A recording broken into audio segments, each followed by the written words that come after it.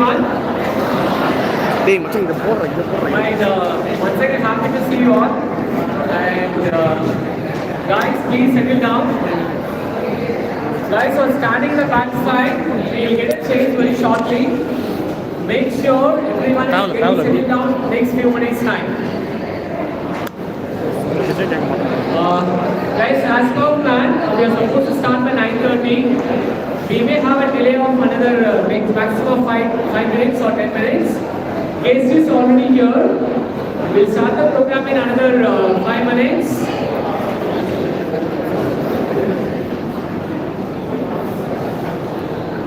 Extra change paper number.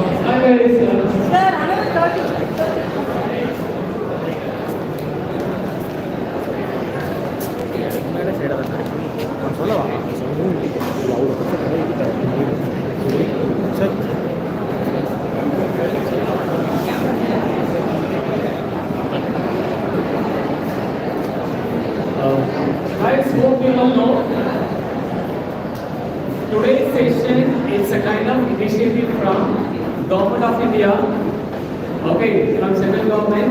Guys, please listen. It's proceeding like okay. It's been happening throughout India. In Pondicherry, they've selected our college MVIT to host this particular event. Okay. It's all about India 2047, Amrit 2047. So something focused, how they're going to move forward India towards 2047. This is an agenda. Fine. To deliver, this topic is all about bridging academia and industry. I hope we have our guest today, Mr. Joseph Rosario. He is the chairman of CII and Confederation of Indian Industry. Okay, it's a group of forum of industries. Okay, he's already here. And we hope he's the right person to address you guys on this particular topic. Hope we can able to go through about India, its development, its GDP, how we going to move forward, other stuff. Hopefully that's going to happen. And once he's done with the session, okay, and we request everyone to be prepared to ask, okay, interact with it. Any questions related to the topic? Okay, any questions related to the topic, you can always welcome to interact with it. Clear. I will also request some of the students to come forward to give us feedback about what your learnings in today's session. Once guest enters, please everyone stand and welcome them. Okay. And till the guest gives us all, take these instructions little seriously. We don't want anybody to interact with interact with your friends till you leave the hall. It's very important. Okay, whether this topic is going to be interesting or not interesting, it's going to be related to you guys or not related. Okay, and whether you want to take it or not, it's all your choice. But your job is you're already inside auditorium. Okay, and be ready. Okay, be prepared to listen. Whatever best knowledge you can able to take it from him, just take it from him. Is it clear? And just make the best use of it.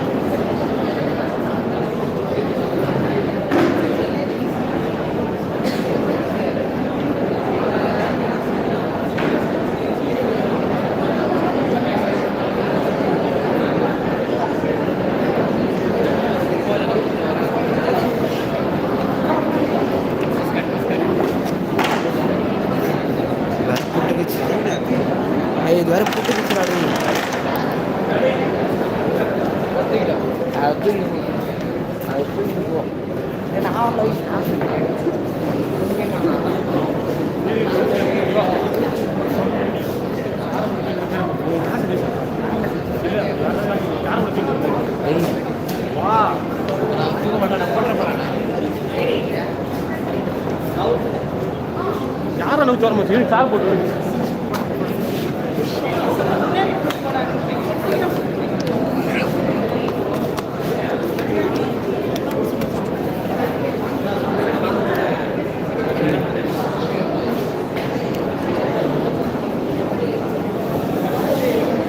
Okay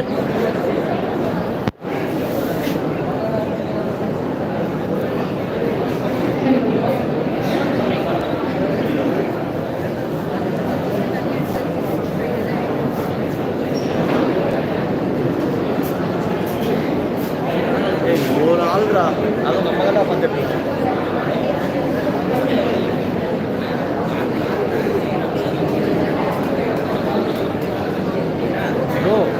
மூணு பேர் பார்க்குறாங்க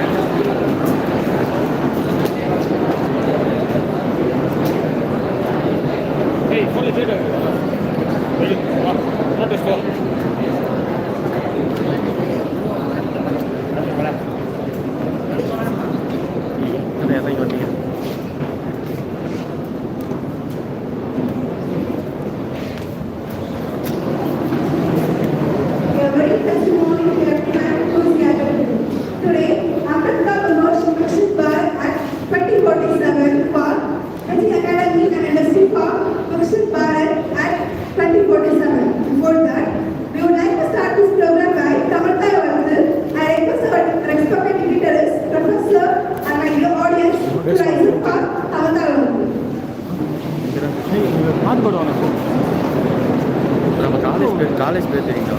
தெரியும்.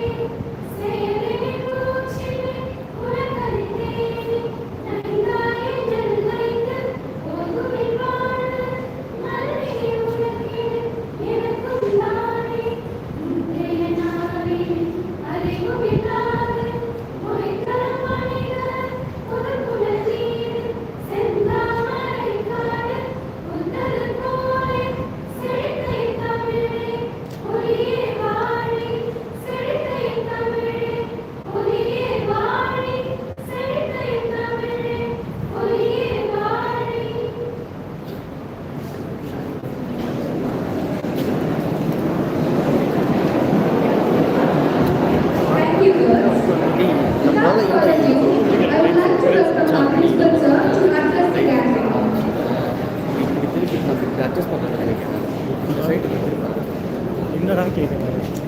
Camera வழக்கமாக இதான் கற்றுக்கிட்டேன். கேமராவை நம்ம இந்த மோஸ்ட்டாக அதுதான் யூஸ் பண்ணுவோம்.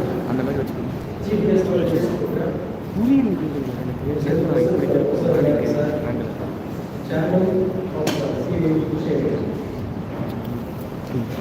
He is the director of the company Matrix, which is located in Pondicherry.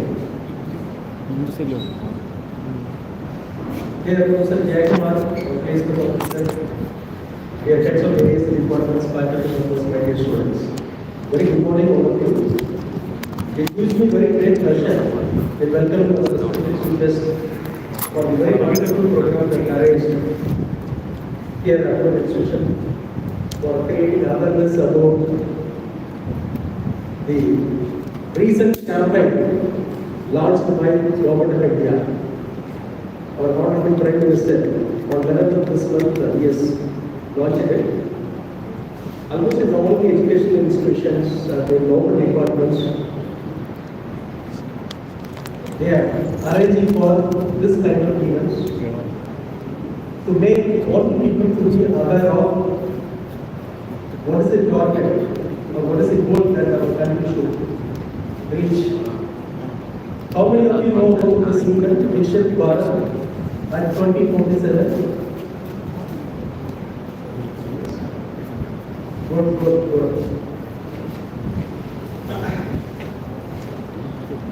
So this is the greatest campaign which clearly defines the vision of our government, that is to make our country as a developed nation in the year 2047, 100th year of independence. So what is a developed country? So economic growth, social progress, environmental sustainability, and a good governance. So these are all the important parameters on which we are focusing to bring our nation as a developed nation.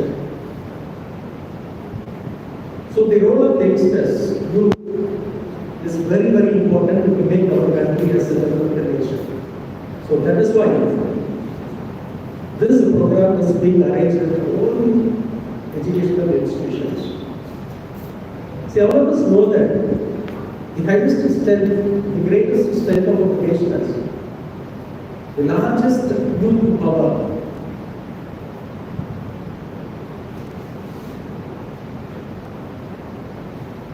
So, if we properly direct the youngsters in the right path, definitely in a very short span of time, through our contributions on technological growth, through our support for community development, through our effort to bring good health for the people of our nation, so definitely we can make our country as a developed nation. So in particular, the role of engineers is very huge because in the recent years, in the last 10-15 years, the technological growth is very enormous.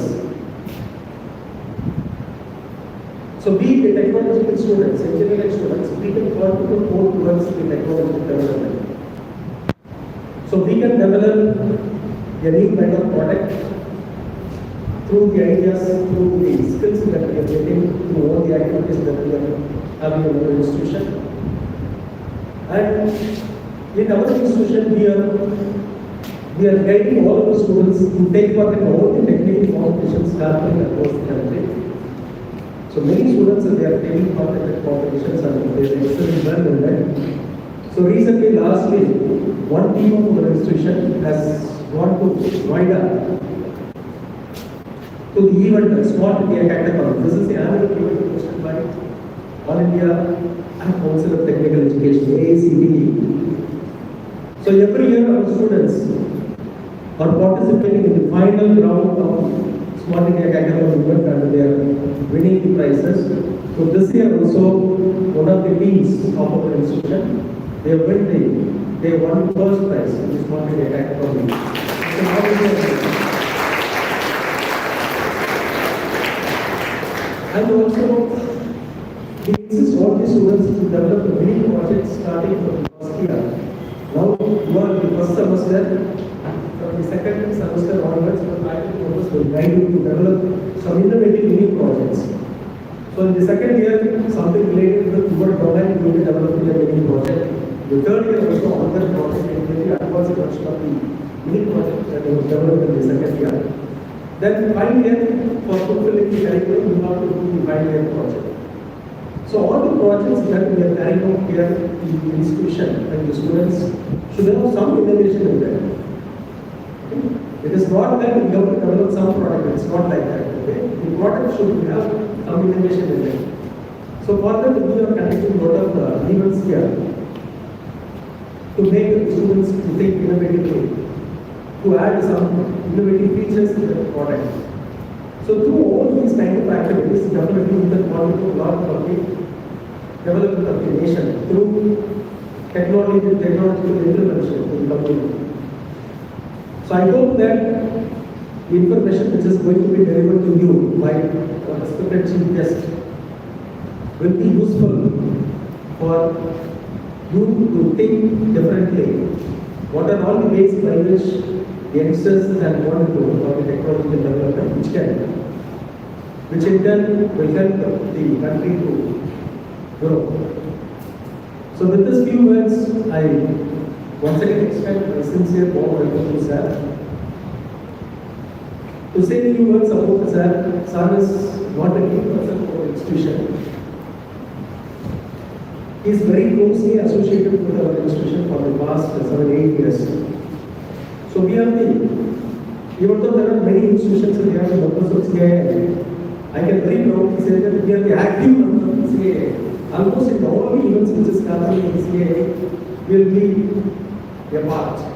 And also we will try to contribute from our side to the maximum possible extent by means of some interaction, some students' participation, etc. So we are very closely working with the CII. So SAR is also helping us a lot for making the component industry institute connect to be very strengthened. See, industry after completing the connect. So we should know what is happening in the industry. So accordingly, we can add some value programs to the federal and we can extend it. So in that way, he is helping us a lot. So definitely we will always support the prudent institution in this region. So thank you very much sir for your support. So whatever programs either sir will come or he will arrange it somewhere else. So the kind of program we are having with the CII. So once again, I extend my sincere warm welcome, sir. And all of you present here. Thank you very much. Thank you, sir, for your warm welcome present. It's time to honor our chief guest. So I'd like to invite our principal, sir, to honor the chief guest. Sir, please.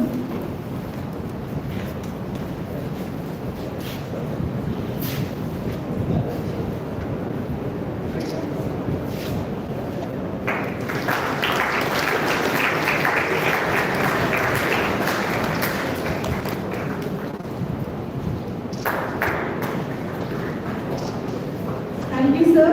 Next, I would like to call upon our executive officer, Vice sir, to present his presentation.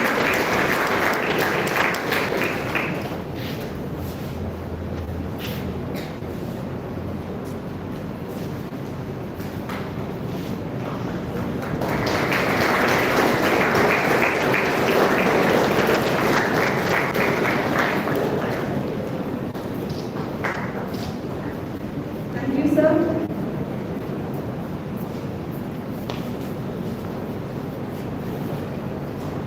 Now, I would like to invite our placement officer, Jaykumar sir, to give a small note about our chief guest.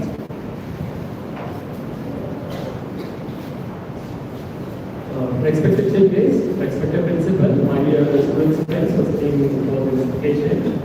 It's a privilege to introduce the guest of this morning, Joseph Rosario sir. And sir was born and brought up in Pondicherry. Academically, he attained preliminary education from Pondicherry and he did his technical education at Christian Institute of Technology, Pondicherry, Tamil Nadu. Later, he did a master's in public administration and master's in business administration in international marketing.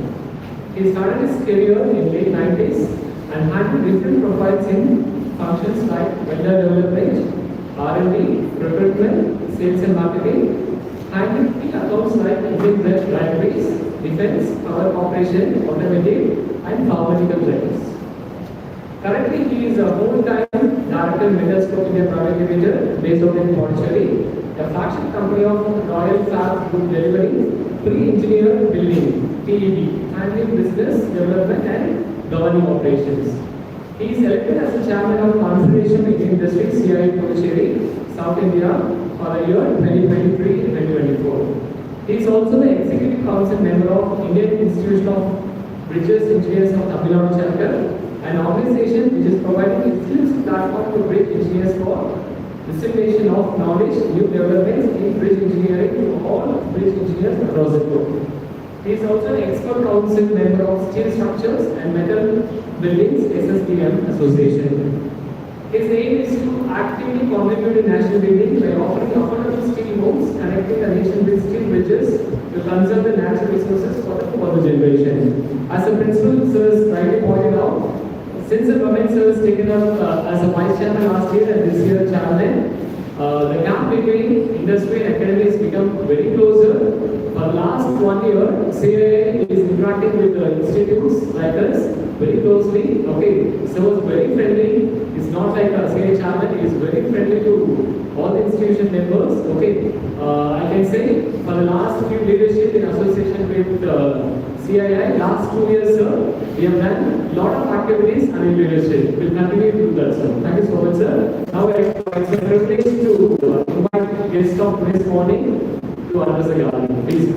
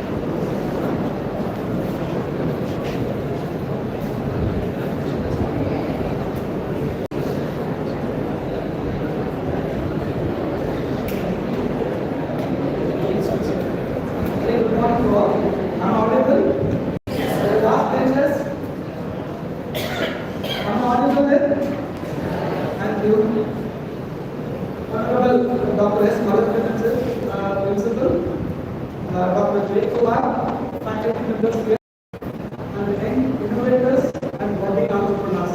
Very good morning to you all. So this is going to be definitely a very special day for you all. I'm sure as principals are rightly said, it's going to be a more of a learning session. I wish you need to understand what exactly the content is. You need not to think too much on this. Just relax yourself. Maybe after a couple of days, couple of weeks, couple of months, you will come to know everything what we are discussing here. So today's topic is bridging academia and industry for VIKASIT BHARAT at 2047. So this being more of Hindi, I would like to translate what exactly is the English meaning for it. Before that, before you all knowing about the country, about the development of our country by 2047, you should also know about your institute.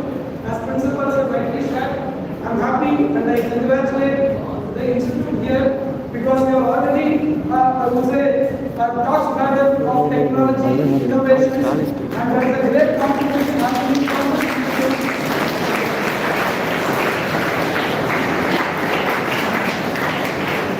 I really like in this group of institutions, participation matters and you guys love it.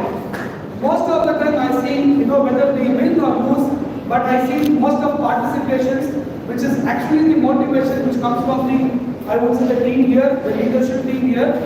And you all people from the first year, I'm sure there are a lot more to go, and I'm sure you guys will definitely rock. As I started with young innovators and budding entrepreneurs, I'm super confident the people who go out from these institutes are definitely doing the great here, and I wish you all the very best. And I also came to know that there are people from IT and electronics and telecommunication, I believe. So this is going to be more of the history, geography added to this presentation. You need to just understand properly, from there we can take up. When we talk about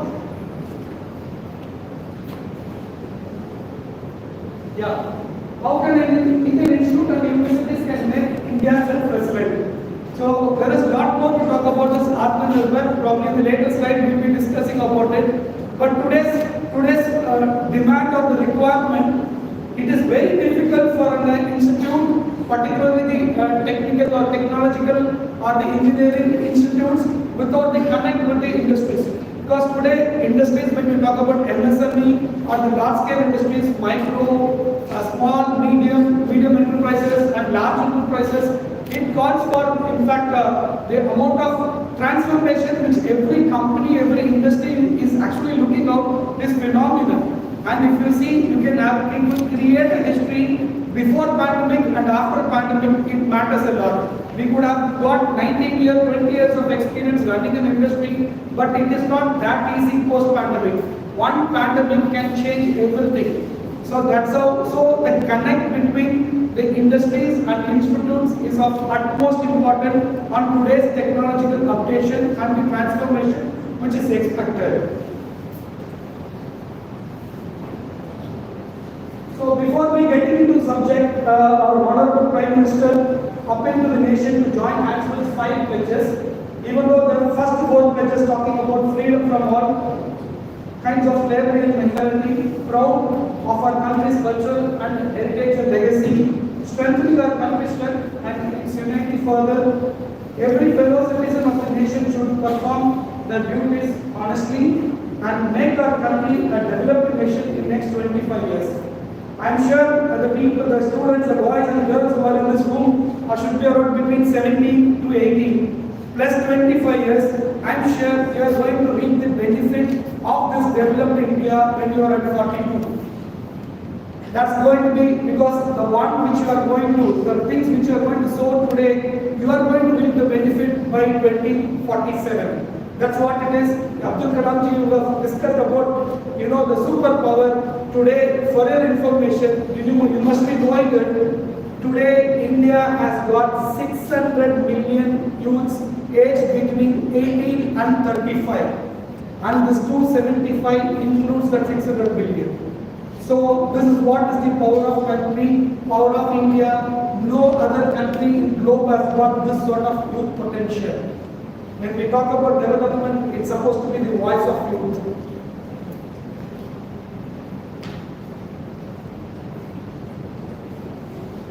So, having discussed about this Hindi and English, so what we talk about Amrit Kaal, it's nothing but it refers to the most auspicious period to start a new project or a business.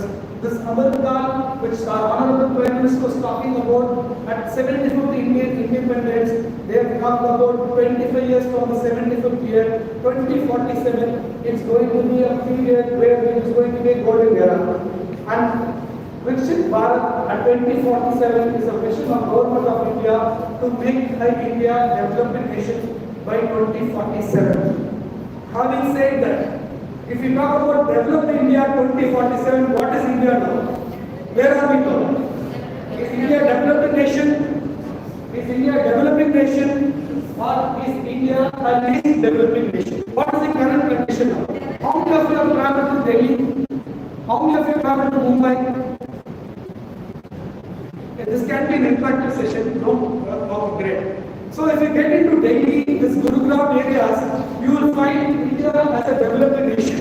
With the international airports, with the metro trains, with the industries, with the IT hubs, and the state-of-the-art technology centers, you will find India, it's like a developing nation.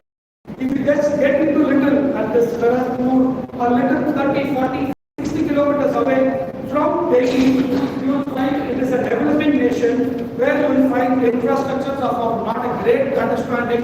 There won't be much of, the infra, what you see 40 kilometers away from Delhi is not available for the area which is nearby Delhi. If you go further down, you will find, are we still in India or in some village?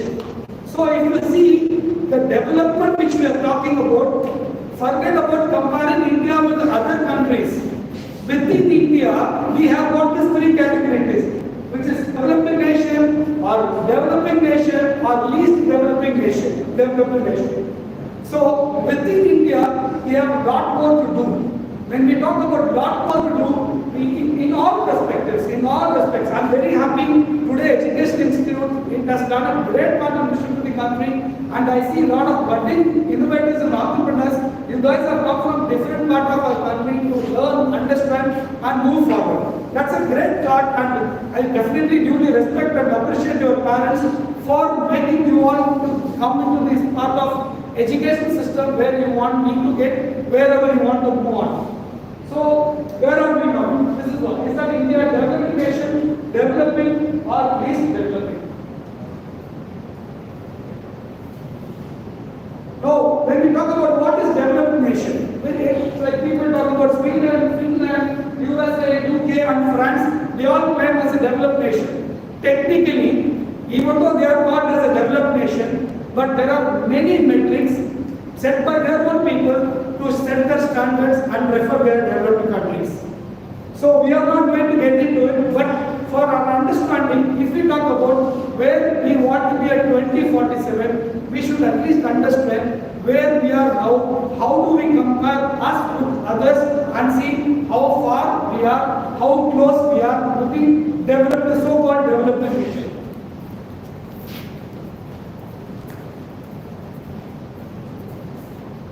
So I just want to get you, I hope most of you must be knowing GDP, gross domestic product, which talks about our products which is manufactured, which is given as a service, and whatever we do as an export minus the import value. That talks about, that determines a country's financial position. So when we talk about we should know, I'm at 45 probably, this is 2-year-old data, like it was during India's independence. If you see the GDP of India around 2.7 crore at the time of independence. When India became independent in 1947, it considered as a poor and third world country. So I'm sure today the dynamics have completely changed thanks to our parents or grandparents who have put in a lot of efforts, brought our country to this stage. At the same time, but this is the statistics which talks about we were only 2.7 crore GDP. Now if you see, after 25 years, India is going to become 100 years of independence, which falls exactly of 2047. Today's India GDP has crossed 150 lakh crore. Looking at the history, last 75 years, it is unexpected growth. Then the seems to be little easy, but the catch over here is the same. See, whenever there are many countries which suffered, like India after independence, similar to India, there were countries like China. They have their own level of understanding about this.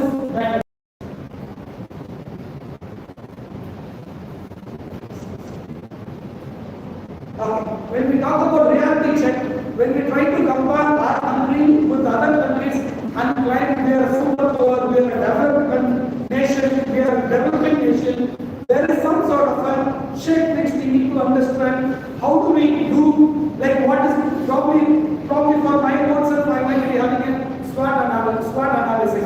I hope you all would have understood the SWOT analysis for your own self, for your institute, for your people at home, for their office or organization, or a state, or a union territory, or a country, everything you will be having a SWOT analysis.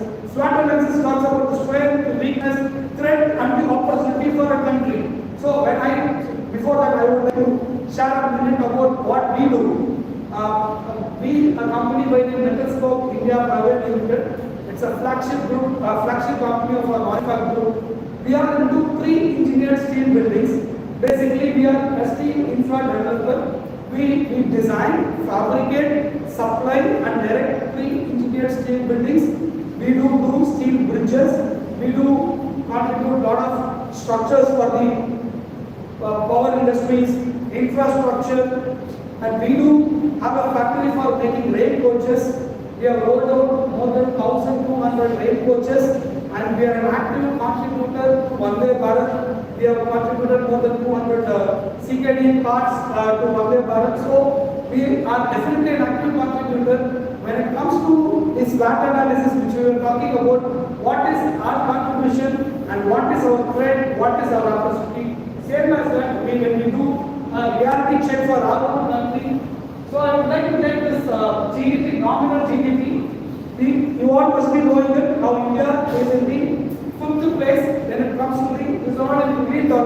I will not go too much on the numbers because this may not get too much into it, but still for your understanding, when we talk about our country's nominal GDP, we are in the 5th position and we are growing, others are also equally growing. India on the 5th position, India per capita income is also at 18%. Even if you see today, this data is 2022, even in 1947, our per capita income was 18% only. So the trends have not changed, the numbers have gone up, and we have become a little aggressive. So when we talk about grants at OECD countries, when we talk about this OECD countries, Organization for Economic Cooperation and Development. In the globe, if you see, there are 38 association nations which includes Europe, America, and Pacific. So when we compare our country with the OECD, we see we are at $3.17 billion.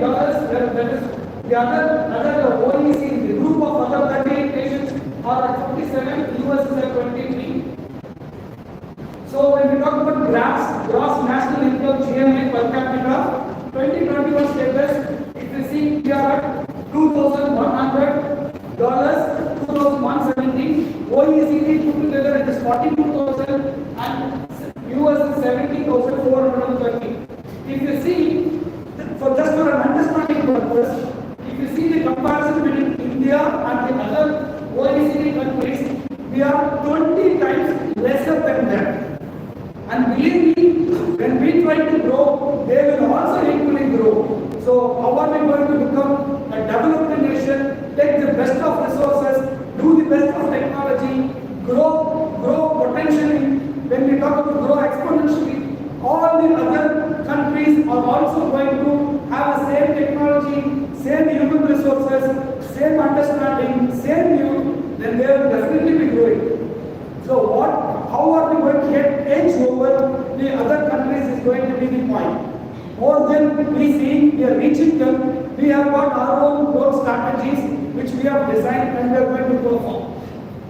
And if you see, OECD countries are 20 times higher, and we should have a constant growth at the rate of 12% to reach the international standards of what other countries are doing. This is going to be a little odd number where we have to grow at 12% average every year, which we are actually not, but we need to focus to reach. I think I will take a small story break, otherwise you will get tired. I can see. So you are from college, right? You have just got into the first year of college, right? So I would like to take a small story, just make you understand, because the moral of the story is going to be for whatever we have seen 10 slides here and maybe another 20 slides further. You all must be going in army camp. How many of you know army camp? Uri film, you have seen Uri film? You have seen an army base, army camp? Okay.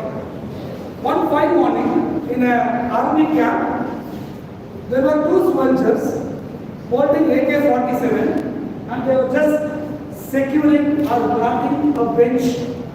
A bench, they were just securing 24 hours around the clock. These two gunmen, I would say, holding AK-47 rifle, they were just guarding this bench.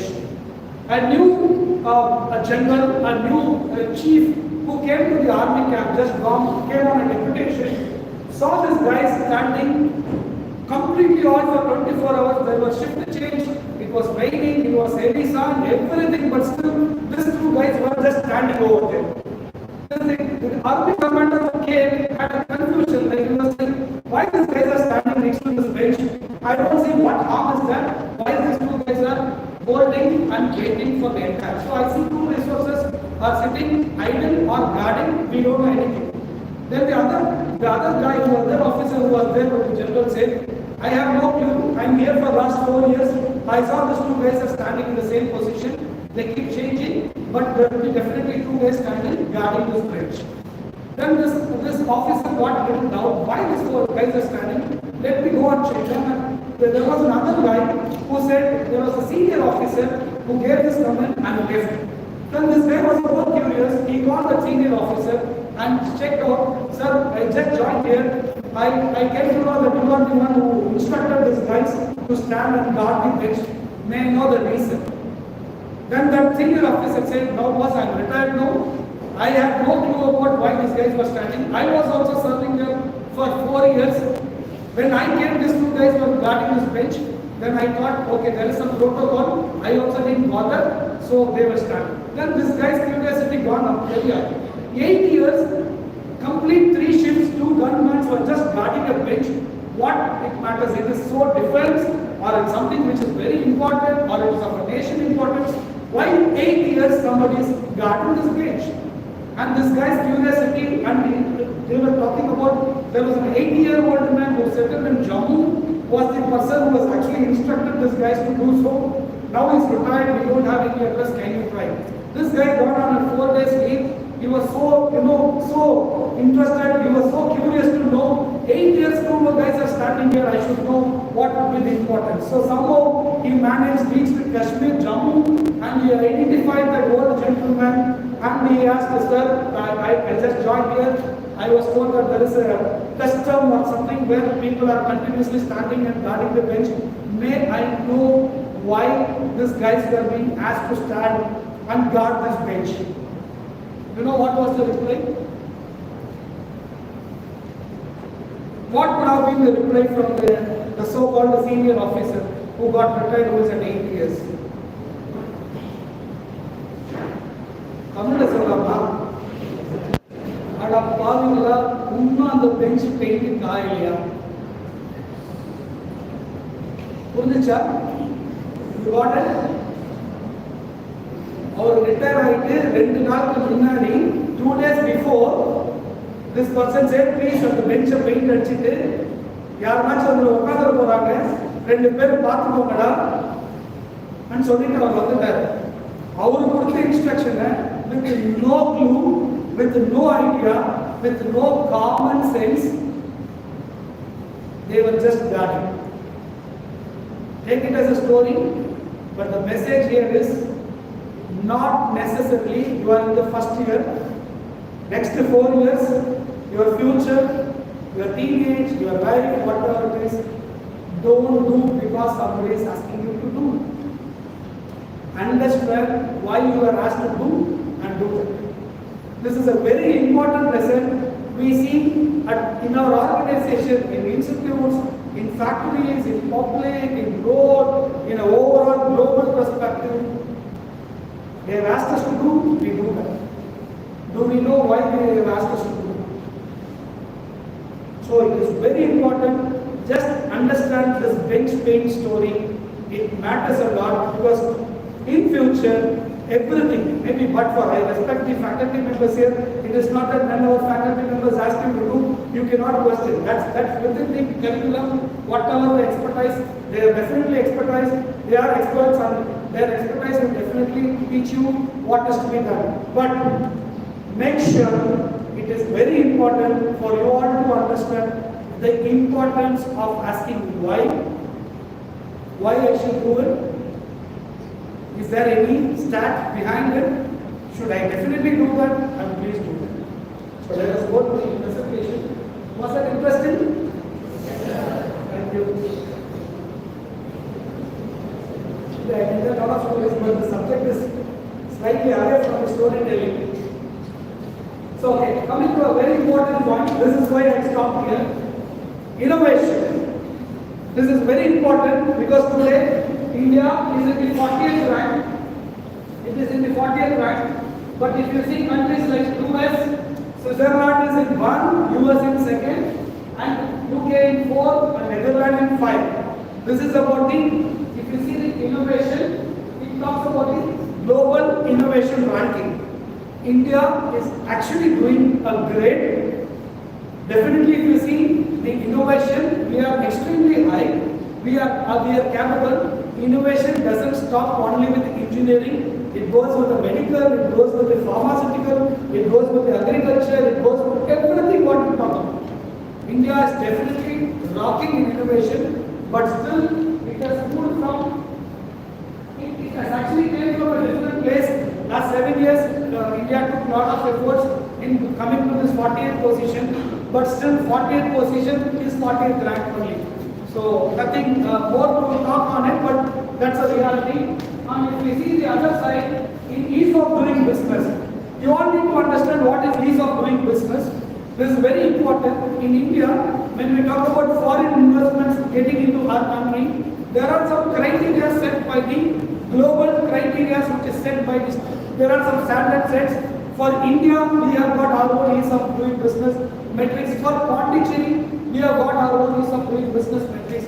This ease of doing metrics, business metrics, there is a company from US, from UK, from Russia, from Germany, they want to come and invest in India, invest in Pondicherry. They need to see whether this place is suitable for them to run this business. It talks about the skill set, it talks about the geographical condition, it talks about the water, it talks about the people, it talks about the climate, it talks about the road infrastructure, it talks about the governance, it talks about how the importance, how the people in government they perform. There are many metrics, I would say, there are 160 plus points to check how this ease of doing business works for a country. So if you see, like I happen to be a little closer to that time Chief Minister Mr. Narendra Modi, now he is our Prime Minister. I had some close meetings with him. I'm talking about 15 years before when he was the Chief Minister of Gujarat. There he talks about Vikas is development. And he had got high understanding of the only Chief Minister in 15 years before, 2 decades, 1 decade more, one Chief Minister, I would say 2 Chief Ministers. One is Chandrababu Naidu, another one is Narendra Modi. These 2 chief ministers were very active chief ministers who used to travel with the investors, who used to go meet the investors outside India, bring the investments. Wherever Japanese investments are getting into a state, that means that the protocol or the criteria of that states are taken care of. Japanese have got high standard of looking at the business. So presently, if you see, India is in the 63rd position in the overall. So if you talk about a country getting into India, then we are in the 63rd rank when it comes to ease of doing business. We are not that comfortable for other, but still India is not the best of investments because it is dynamic. Like we have got different states have got different dynamics. Different states have different dynamics. And having said this, India has got huge potential when it comes to the investment. And within our own country, states like Tamil Nadu, Telangana, Karnataka, Kerala, they used to, find out UP is doing great. Then comes the southern part of India, south, then it goes to west, then it goes to east.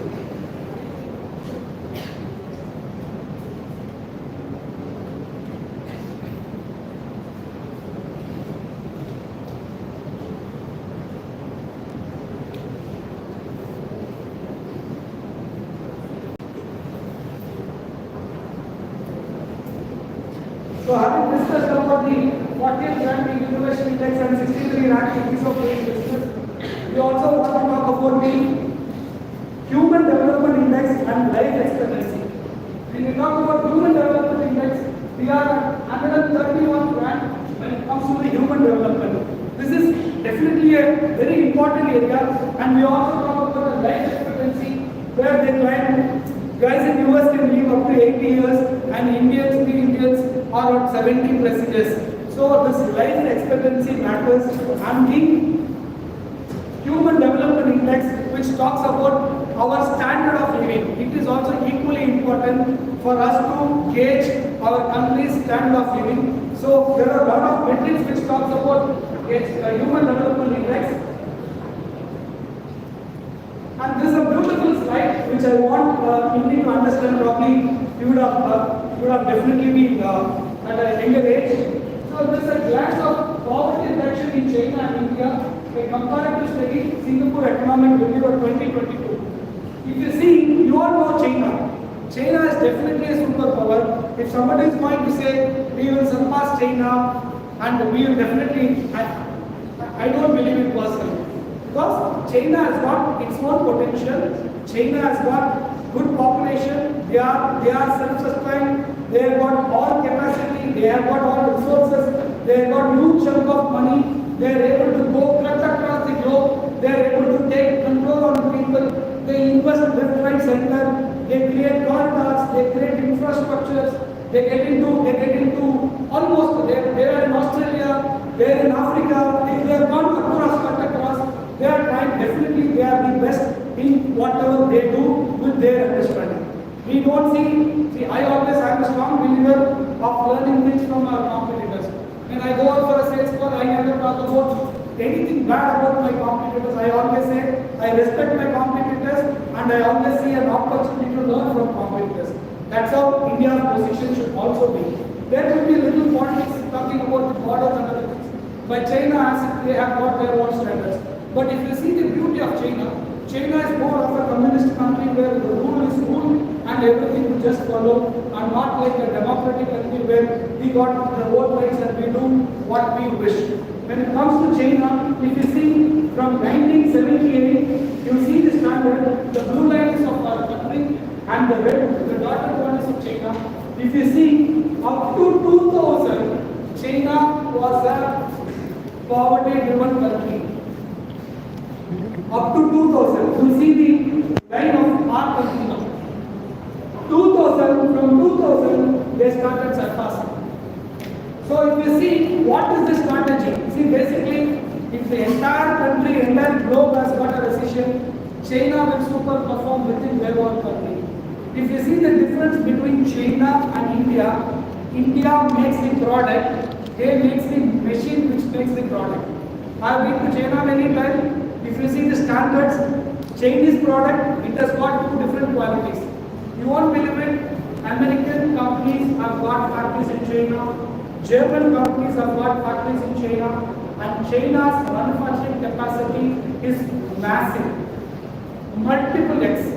If you talk about For example, if you talk about a machine which makes a straw, that guy will make the machines which makes the straw. So if I buy one machine and I start manufacturing straws here, he will buy many machines and he will start manufacturing straw making machines. So anything in a bigger format happens. Now then comes the condition where we have got this understanding as per India's import from China across 25 national commodities. If you see, China has got the best of reserves across the globe. They knew what is the requirement for the future globe when it comes to the iron ore, lithium, when it comes to solar, raw materials, crude oil. If you see, India is becoming more of a country where we import a lot. So then comes the post-pandemic. There was a lot of human cries in a global perspective, and all the countries started calling back their people during the pandemic. Then they started. Now, if you see in global tenders, there was only one name, China approved products. Now there is a standard which comes of China plus one strategy. Means plus one any country can be. Believe me, now in global tenders, India is equally performing. Then comes the Atmanirbhar Bharat. It's a great idea, make in India, self-reliant India. Technically, now when we talk about Atmanirbhar, make in India, we have got high potential, we have got skill sets, we got manpower, we got infrastructure. Now everything is going in a massive pace where we are getting prepared for 2047. How many of you know Atmanirbhar? 200 out of 275,000 boys and girls here, only 4 raised their hand and they talk about VIKASIT Bharat. Now Atmanirbhar, any guys? Cautious. I think it's like for another story. So I just want to, it's a beautiful slide. This is going to be something related to what is industry's expectation and what is academia's contribution to it. It's a nice one. If you see the industry's expectation on the top, art academic courses, develop skill manpower, solutions for concern, and operational approach. This is what is the organizations, the industries which is looking out from the institutes. Whereas institutes requirement would be feasible goals, placements, equal partnership, and funding and infrastructure. See, I would like to, in many meetings we talk about don't try to be a job seeker when you get into the first year. Start working with the thought, can we be a giver? It is possible. It is possible. The further slides will make you so comfortable to feel why not me. It is possible. If you see the other side, if you see, we are focused on a traditional and basic, which talks about development and research. The institute's mind should get into commercialization, where we need to talk on approaches. Okay, you pay fee and they teach you is different. When you come out from your curriculum, you should be in a position to get into innovation. You need to get some ideas. Now that this could be one of the best institutes available in Pondicherry for you to ignite your thoughts. I'm sure you will have a module for ignite. You have a so I'm sure the name also talks about ignite, and you guys have got a beautiful opportunity to ignite your thought and start looking on what is that you can innovate. Do you have any idea? Nowadays, not necessarily after getting to masjid only you should have an idea. Nowadays, kids in schools have got ideas to come. Probably only thing is you need to validate that idea.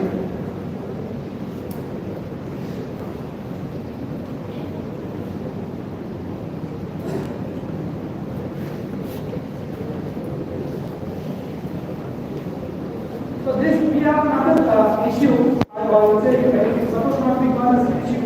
See, here there is something very important I will see.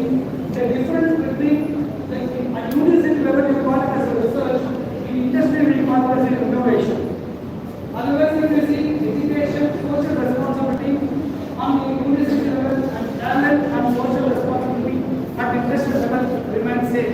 The only difference I see here is the research and the innovation. If you see this pedagogical model where the regular teachings are done by your faculties in making it to understand, if you see this learning outcomes come from skills. If you see the education and talent, this is what we are looking at. In fact, in previous lectures here, I was discussing about the difference between soft skill and hard skill. How many of you know what is soft skill? Okay. How many of you know hard skill? So how many of you have got cats at home? Kitten, cat? How many have got dogs, puppies? So can someone differentiate the difference between a cat and a dog?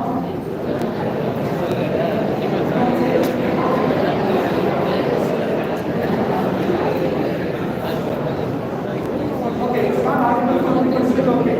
How many of you tried to hold the cat in this moment? Anyone tried?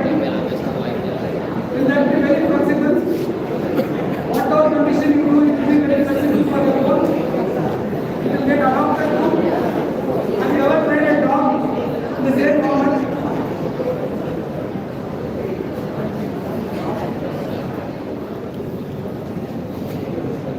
Can I get a yes? How many of you tried with the cat and dog? I just want, this is very important for you guys to understand. If you hold a cat in this moment, whatever form you want, it will form itself, it will be so flexible that you can, take it with the soft skills. When you talk about a dog, holding a dog, that fellow will be very rugged, he will not be that flexible. Soft skills, when you talk about communication, decision making, lot of things which comes under the soft skill. When it comes to hard skills are actually, soft skills are supposed to be in habit and hard skills are something which is what we teach. The technical, what you are doing in engineering, it's supposed to be in hard skill. It can be trained. Soft skills can be practiced. Just keep this cat and dog in mind. You need to focus more on cat, which is going to help you all for your future. Soft skills matters a lot because when we run an organization, training is possible.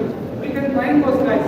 But understanding, listening, communication, coordination, support system, decision making, problem solving, understanding, all these things matters in soft skills. That is very important. Today, you believe me, the companies like, the so-called big companies like Hindustan Unilever, Procter & Gamble, both range, even our companies 300 crores now, the company of our format, we are not looking for people from outside. We identify leaders among our own people. If you see a company like, we did projects for Procter & Gamble, we were doing it for, you must remember this campus. The pamphlets, they were doing 15 lakh pamphlets. That's a product they do for Procter & Gamble, and we did healthcare for them in Bhopal. If you see, in a period of 10 years, one guy who came as a production manager, after 3 years, he got shifted to logistic manager. After 3 years, he has become a project manager. We were only wondering, one guy, how can he come as an engineer? How come he has become a production manager and project manager and logistic? After that, he has become a quality manager. So here, if you understand, the soft skills matters a lot for him. So he is a guy who is trainable, who understands things much better. He gets into system, he adopts systems, and he is capable of doing anything. So in bigger organization, the future is going to be only on this. You guys need to be very strong in soft skills, and hard skills are definitely trainable. So you have to focus, because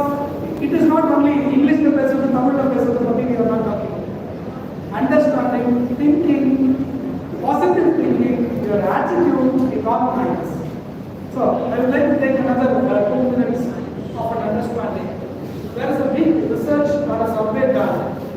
Good that you are in the first year now. The 5 people whom you are around, the 5 people whom you deal with, the 5 people whom you travel with, the 5 people or the 5%, it matters a lot. The global survey research talks very clearly what your 5 people around you are going to be what you are. You dictate if the 5 people around you are going to be positive thinkers, winners, having understanding about growth, respecting each other, having the understanding, interest in learning, you want to be an entrepreneur, you want to be an innovator, believe me, you guys will also. This is very important for you in the first year. You have to be very cautious in selecting that 5. Very, very, very important. Because at school level it would be different. When it comes to college, this is the time, next 4 years, the 5%. I'm not talking about being friend, it's different. That's I'm not getting your personal one. I'm talking about he could be a mentor, he could be a teacher, he could be a close friend, he could be a senior. That 5% will decide what you want to be. So you have to be very careful in choosing the 5. They are going to be, it matters and they definitely contribute to the rest. At the same time, you should also be prepared yourself to be, for them, you should be one of the 5 for the other one. So you should exhibit the best of yours and you should definitely be one out of the 5 whom the others are trying to choose. So this is a proven survey, I would say. This has been a big research effort and this is true. If those guys are going to be done, believe me, nobody can stop you winning. And if those guys have got no understanding what they want to be, we don't know where. But still we will put our efforts.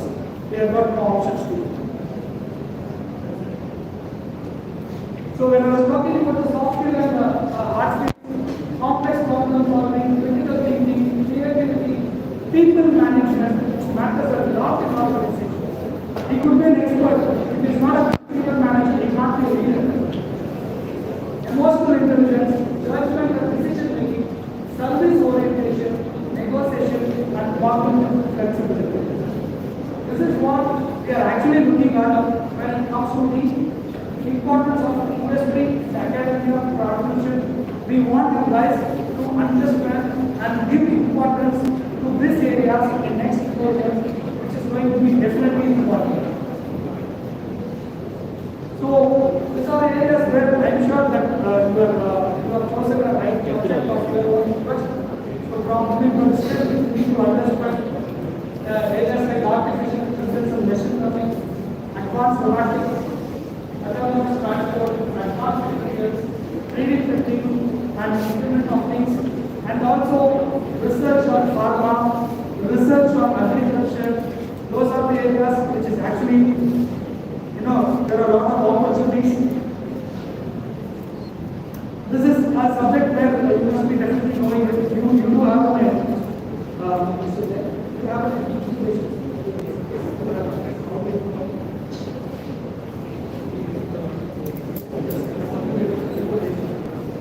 So, this from Atal Innovation Mission, MVIT, the Government of India body, has created a culture of innovation and entrepreneurship.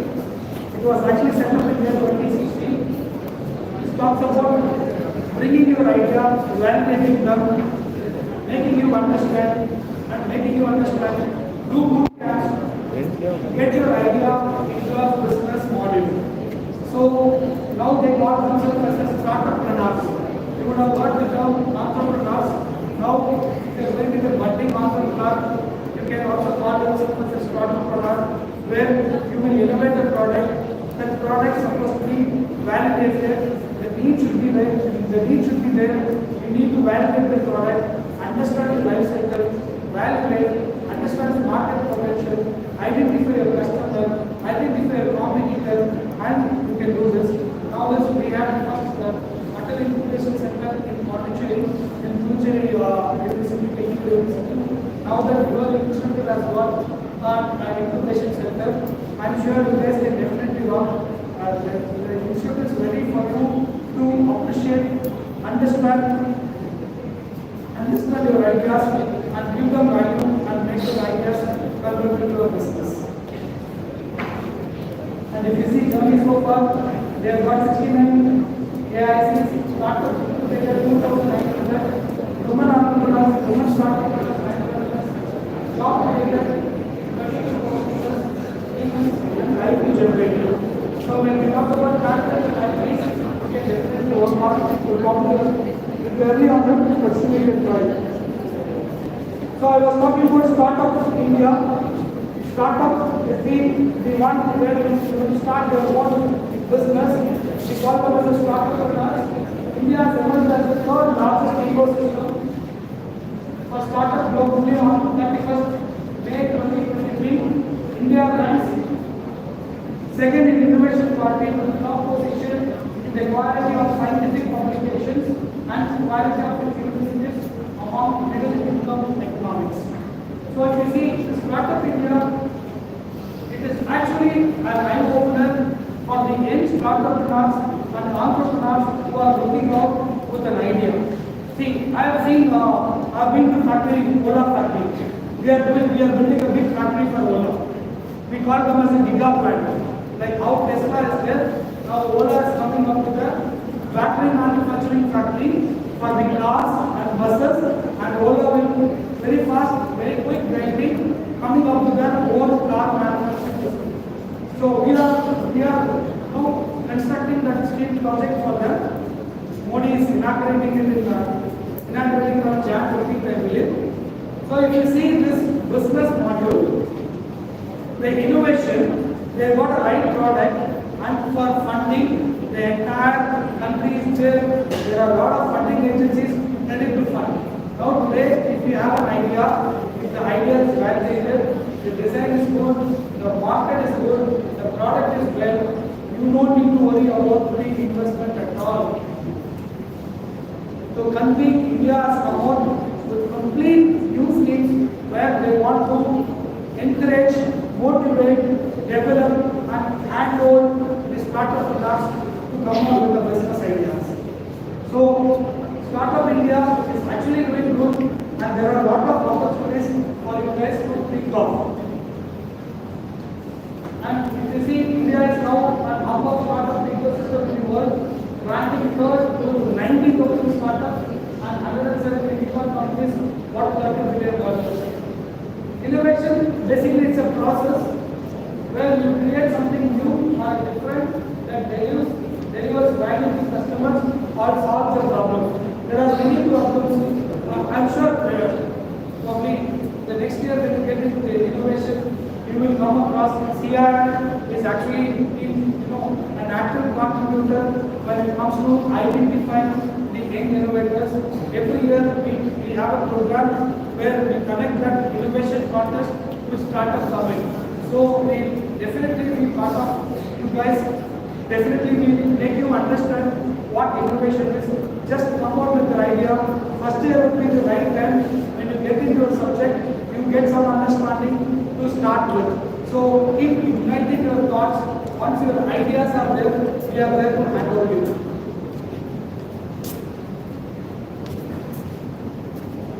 Now I would like to share some success stories of our company. Innovation is an ongoing process. Okay, it calls for a lot of time for validation, but at the same time, whatever you see as a product, what you use, it is not the one which is produced yesterday. It's probably manufacturing, but the design process, understanding the market, would have been a long period where you are taking. That's the reason Indian Akash Vimarsh research system destroys 4 targets of Mars. So this is a recent, I would say, success of our country's defense. Our country is right from Chandrayaan to this Akash. There is a continuous process. Our defense systems are very strong. For a country to grow, we need to strengthen our majority, the lion's share of our the money what we get as a country is spent on our defense. talks about the strength of our country. So we definitely need to invest a lot. I would like to share a beautiful case study which talks about innovation as an ongoing process. You all should know it definitely. This is the time for you to understand innovation is not a done case, it's an ongoing process. A beautiful case study, which I really like this case study, even though it is not related to our community, but you guys need to understand what we plan as our strength, not necessarily will be our strength tomorrow. Or what we plan is our strength till we get an opportunity to explore our strength. We may not be very confident whether it is real strength. And you take this point very personally, and you also apply this here. How many of you know that there's a war happening between Israel and Hamas, Gaza? Okay. 275, 20 partners 75, that's all said. Okay. So please just give a thought on this. This makes a lot. A simple reason that Israel Iron Dome, the so-called Iron Dome, was completely Israel claimed they are the most strong in defense, and the system what they have is the best in defense. That was their claim.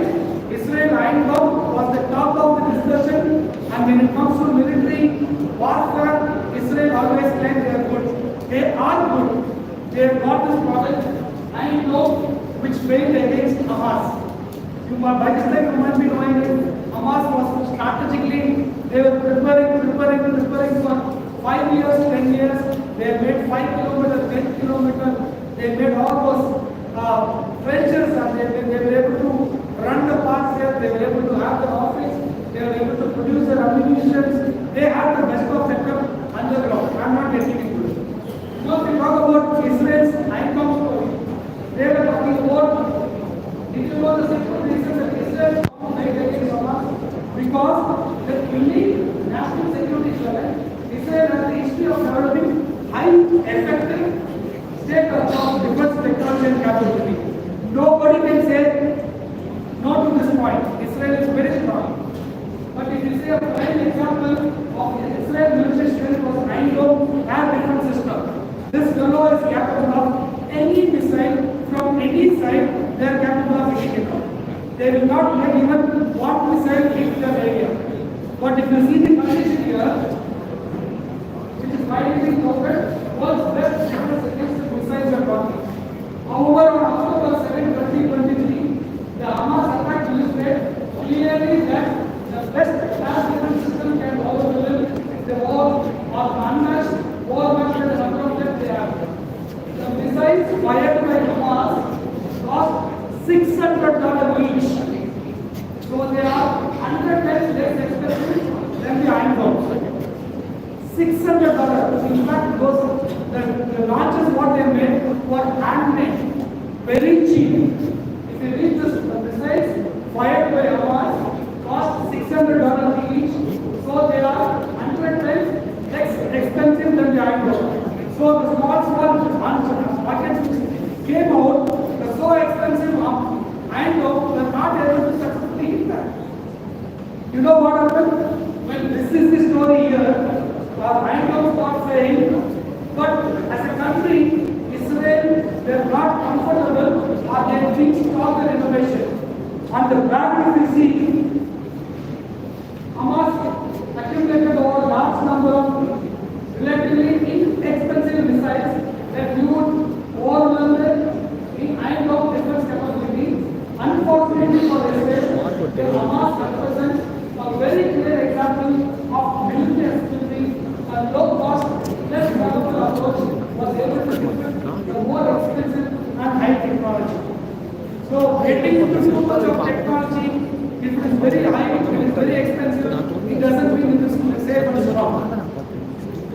The so-called very cheap missiles of Hamas were able to keep them.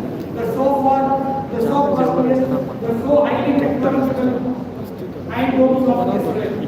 If you see the lesson here, in spite of their war, I would like to stress upon the importance of innovation and validation. So, as I said in the start, because you claim you are strong, until you get an opportunity to prove your strength, still you need to validate.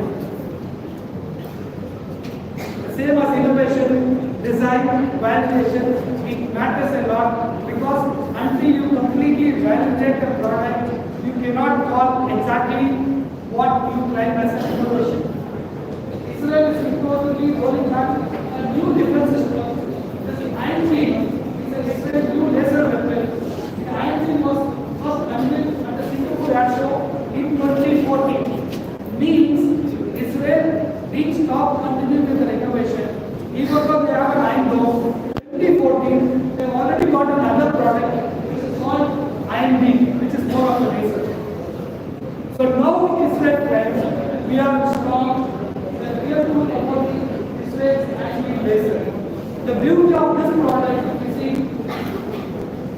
the cost per intersection with Iron Beam is 2,000 USD, whereas Iron Dome was 50,000 USD. If you see the cost, whereas one intersection goes, one target goes a hit. Now Israel will spend only $2,000, where they will spend $50,000 when they have the Iron Dome.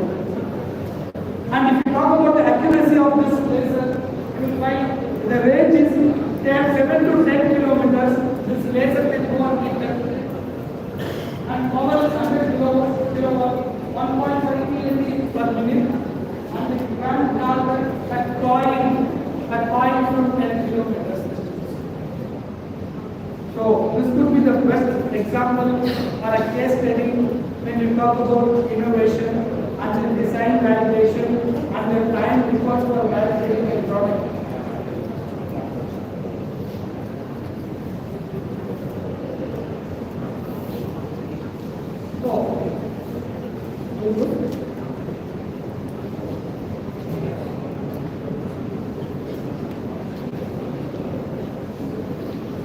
So this is something very interesting for you guys. I'm sure we are coming out from the regular 2047 talk, making you to understand what exactly is the industrial revolution beyond. How many of you have heard about this industry 4.0?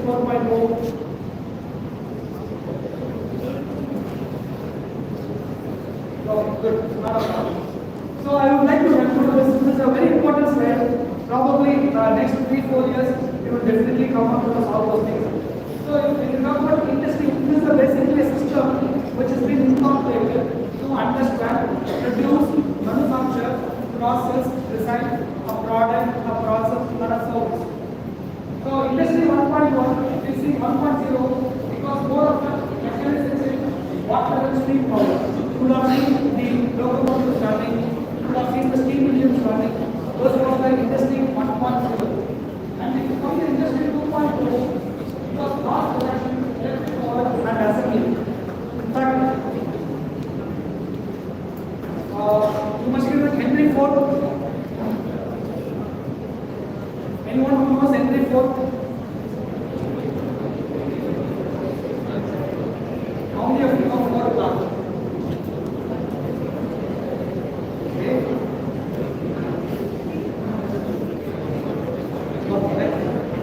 So Henry Ford is the founder of Ford car company.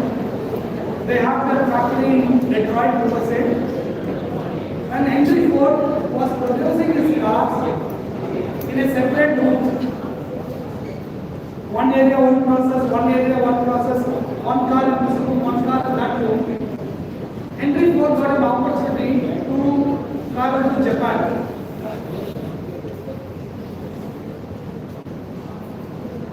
So he got an opportunity to travel to Japan. So he saw in a I would say in a chicken shop or a chicken processing area, he saw all those chickens were running in a conveyor. So Henry Ford all of a sudden he thought, I'm making cars, one car here, one car here, one car here. This guy's in Japan, all the chickens are running in a conveyor. Can we apply the same thought in manufacturing our car? That would be a classic example where you see the assembly lines. If we go to Honda, we have done Honda two-wheeler plant in Gujarat. They make around 15,000 two-wheelers every day. We have done Mercedes-Benz bus and truck making factory. Every 5 minutes one truck comes out. Ola, they make 40,000 two-wheelers every day. It's completely an automatic plant. We have done Cadbury's chocolate plant. Only 8 people work in the entire plant. So when we talk about the technology advancements and the process, this Industry 2.0 revolution has actually brought the entire system understanding in completely light production. You know one thing? China was the first country to start producing the Apple phones. The Apple phone or for that matter anything which goes, we have done a Bosch refrigerator factory where everything is line system. Hyundai, Maruti, you name any car, Hyundai factory we have done. If you see that, the beautiful understanding on it is, they all call it as that there is a lot of advantage when you go for light production. Because their inventory, they call it JIT. It's a Japanese technology. They brought it as just in time. So I worked in Ashok level in an automatic conveyor system. So this conveyor, this truck stops for 3 minutes. Within 3 minutes, this guy has to go perfect his parts and he should come out. The next truck goes to the next place. This was done by Henry Ford when it comes to his own car manufacturing. But Industry 2.0, which is in 1900, it started with the conveyor system. It's a mass production. Industry 3.0, it was more of a computer, automated production and electronics. So, and for your information, India is now the second largest manufacturer of iPhones. I'm sure if I'm not wrong, it was 4.5 million phones were produced in Chennai. We have done Foxconn, the guy who does the Apple phone. The guy who does Apple phone, not only Apple, they do it for many manufacturers. 4.5 million, that is 45 lakhs of phones are getting produced in India and Chennai every day. And your Industry 4.0, which talks about the cyber physical system, IoT, networking and machine learning. Now comes the human robot collaboration with cognitive systems and customization.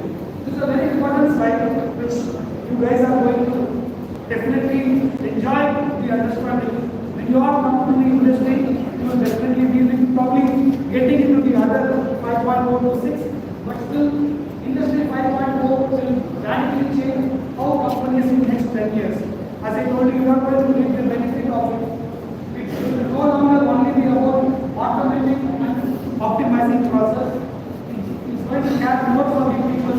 We are going to talk with the machines. In fact, now most of our machines are connected by IoT. We understand by a simple dashboard with some energy meters, we can see whether our machine is switched on, switched off, break down, what is the power consumed, what is the output.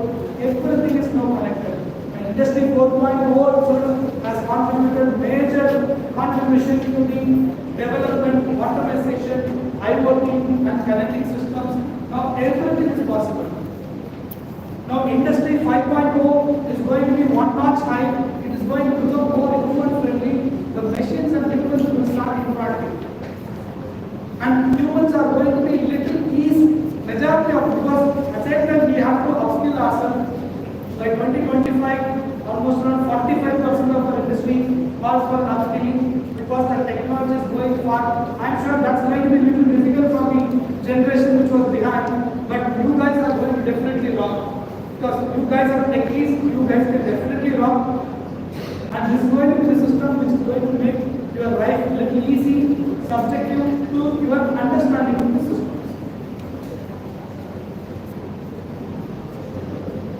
And these are the 3 pillars of Industry 5.0, which talks about the people-centric, sustainability and resilience. If you see Industry 5.0, it's going to be new era where integrate artificial intelligence, automation and robotic technology into manufacturing productions. So it's going to be more of a robotic where they're going to get AI as an active contributor to the Industry 5.0. Industry 5.0 is going to be close human and machine versus different technologies such as IoT, AI and cyber physical stacks. So this is going to be very unique. I'm sure we will definitely get into it further discussion further seminars can also work on Industry 5.0 next.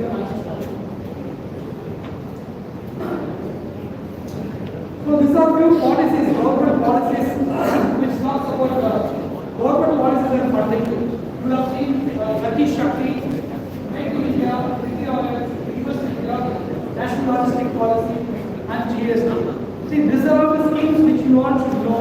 This Gati Shakti is in English it is speed power. Gati Shakti. What Gati Shakti is all about? You are going to create, because any country which you want to grow needs infrastructure.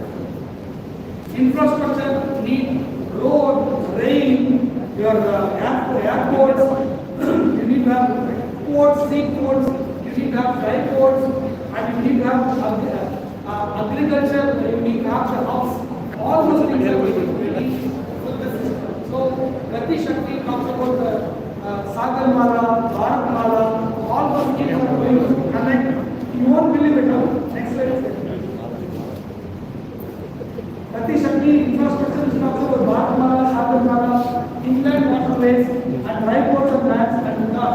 Now, the thought is, how many of you know air decking? There was an airline building air decking. How many of you know? Surat total.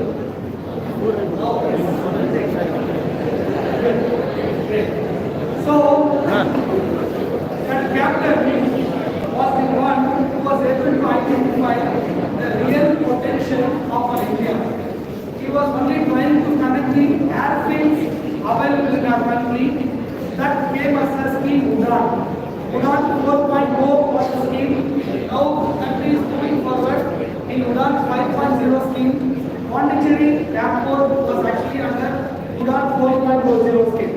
These connectivities are basically, if you see, they want in Surat or in Air Deccan story, they want to attract the first time flyers. Believe me, now it's beyond the first time flyers, they want the regional flyers to come to metro. From metro, they should go to the main cities. From there, they should fly abroad. So the understanding of this connectivity, if you see, and you will be shocked to hear something. Chennai, Delhi, Chennai, the road which is there, I think it is 1400 kilometers, I believe. They are trying to reduce 300 kilometers. Is that possible? Now, the infrastructure they are talking about, they are trying to reduce the time, because in India, the cost of logistics is between 14 to 16%. Any material which we buy, that attracts a logistic cost. So the cost of the importance of infrastructure matters a lot, because the cost is equally important. Presently, the country is spending 14 to 16% on cost of infrastructure, where country with this sort of things they are trying to make between 7 to 9%. All the big OEMs are working at Tata, Reliance, Hindustan Unilever, Procter & Gamble. They all work at 6 to 7%. The balance they are trying to work at 9%. So that's about the logistic cost.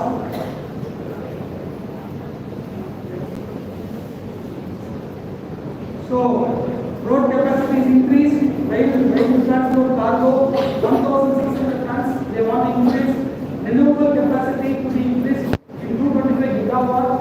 Around new 200 airports, heliports, and water something taken. Transmission network 452,000 circuit kilometers. Transmission and 4G connectivity. These are going to be in the master plan of Gati Shakti. So if you see, you will find a vibrant country with all this in action. You guys are going to enjoy the best of it. You won't believe it, the flying time, the travel time, now the metro. We were active contributors, we were doing Vande Bharat projects.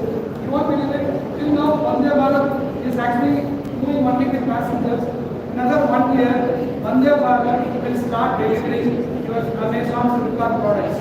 So now it is going to take 3 days time, for 2 days time for Amazon to deliver. It will be on the next day when this comes into action.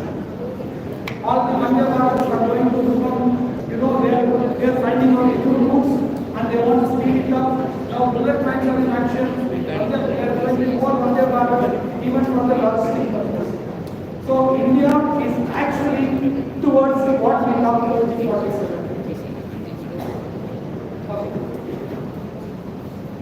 It's a very interesting subject, which again I want it is for your probably the part of your curriculum. At the same time, I want you to understand a little deep in it, because there is a beautiful. See, the content what we are trying to post here is not one which is available in general. We have related this only to make you understand how important this subject is to you. So I talk about environmental, social, and governance, which is going to be the future for our country. It is ESG. So in 1980s, it was environmental, health and safety. It was called as EHS. When we work in our factory in projects, we have to do some safety in terms of understanding the materials. It was an EHS statement. Now 1990 it was sustainability. How do we sustain our natural resources? How do we make our country sustainable? In 2010, it becomes seen as our corporate social responsibility. As a company, it is not only as an organization, we should have CSR, even from our home it starts. So, how do we care for others? How do we care for our home? How do we care for our street? How do we care for our state and the country? It was predominantly on corporate social responsibility. Now, it has become ESG, environmental, social, and governance, which talks about a holistic concept related to the competitive advantage. So in future, in ESG matters, by the time you all come into an organization, this ESG will have definitely been adopted so that you will definitely get the understanding and reap the benefit of ESG.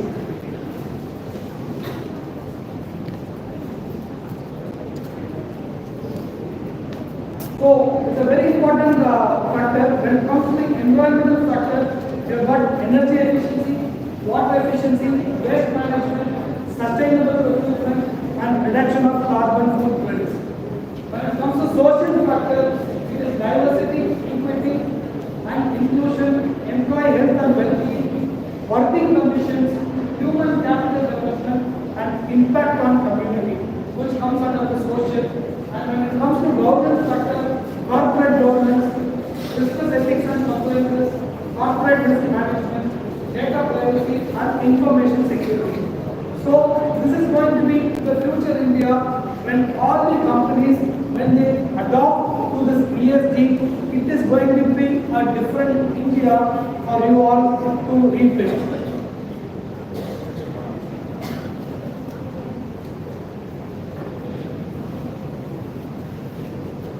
So why it is important to focus on ESG? I'm just adding something very important which talks about the climate conditions. Climate crisis, average global temperature of Earth has increased 1.1 degrees Celsius, 1.9 degrees Fahrenheit since 1880. The majority of the warming has occurred since 1975 at a rate of roughly 0.015 to 2.2 feet per decade, source NASA. Scientists say that the Earth has 50% chance of exceeding 1.5 degrees Celsius in next 5 years. So, the air conditions what we are going to get, that guys have to start performing more. Natural disaster due to rising temperature present significant risks. So, if you know, the rain which we get, the rain which Toothukudi has got, the rain which is in Chennai has got, the rain which we supposed to receive in 30 days, 40 days, they are able to receive it in 2 hours or 1 night. So if you see the impact, the damage, what we have done since everything together, and now we are also a contributor. It is not that we can't escape because we being very young or we say we are in college. We also do nicely we can justify our contributions, whatever we do. According to the World Wildlife Federation, biodiversity has declined 27% in last 3 decades. Last 30 years, we have lost 20% or 27%. Greenhouse concentrations are at the highest level of 2 million years. By 2030, we may have only 10% of rainforest left. So these are all major threats for our country. And you know the air quality index in Delhi itself, Delhi is just 1,500 kilometers away. Our people are suffering over there. Means we are not too far. Bangalore, Chennai, Pondicherry, it all matters. So it is supposed to be a major concern. Definitely you guys can do it. It is not that you have to complete an engineering, do research and review. Your daily actions at home, on the road, in the office, everything matters. We are also an active contributor to this. And you should know this 17 UN Sustainable Development Goals.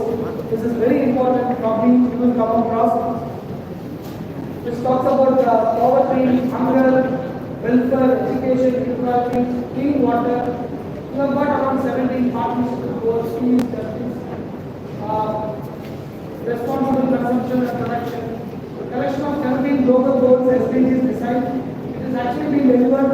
It has been confirmed and got consensus with 190 countries in the globe to derive this 17 sustainable development goals.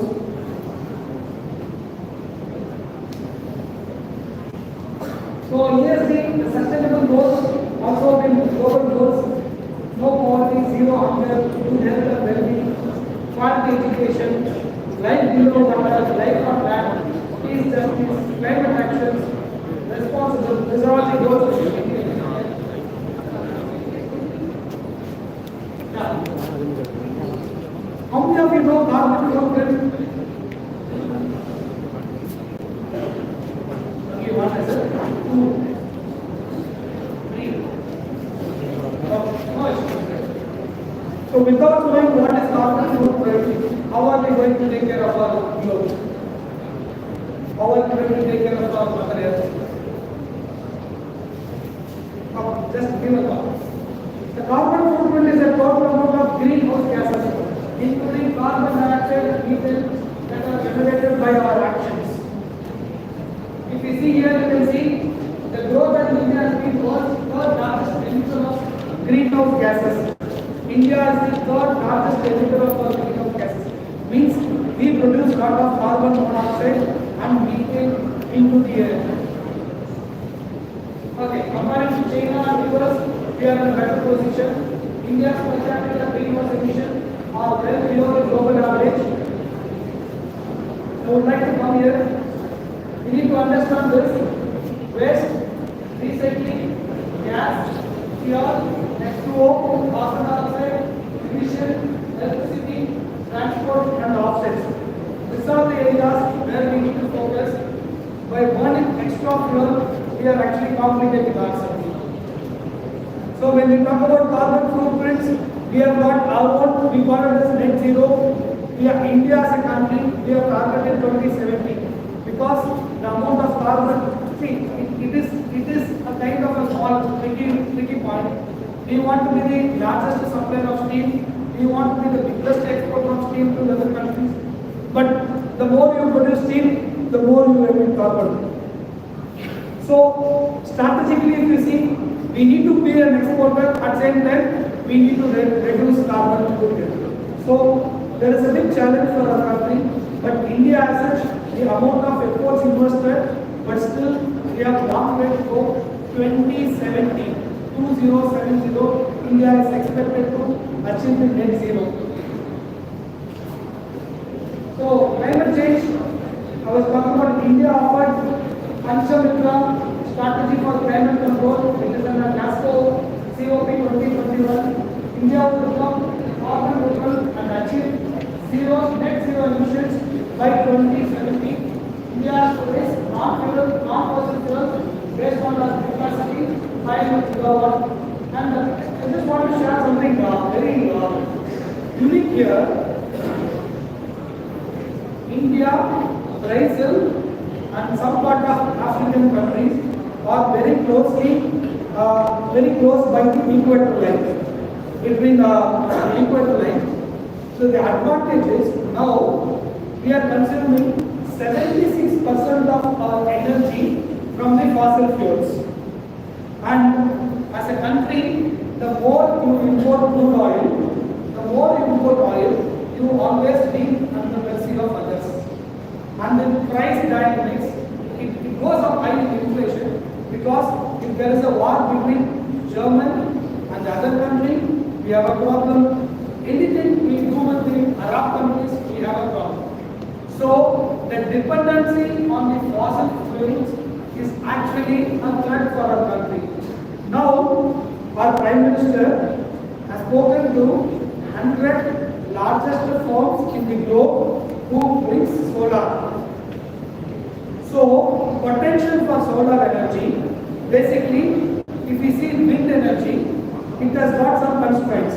A, it is little costlier and you have to get minimum 40 to 50 kilometer wind speed for you to generate wind energy.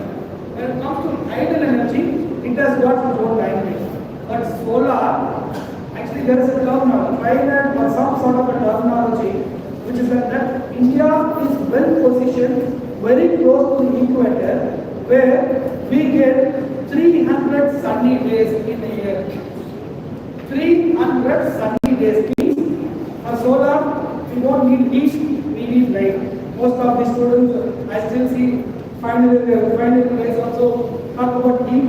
For solar, we need light, not the heat, first of all. Next, we got, as a country, we got the best of opportunity to read solar energy.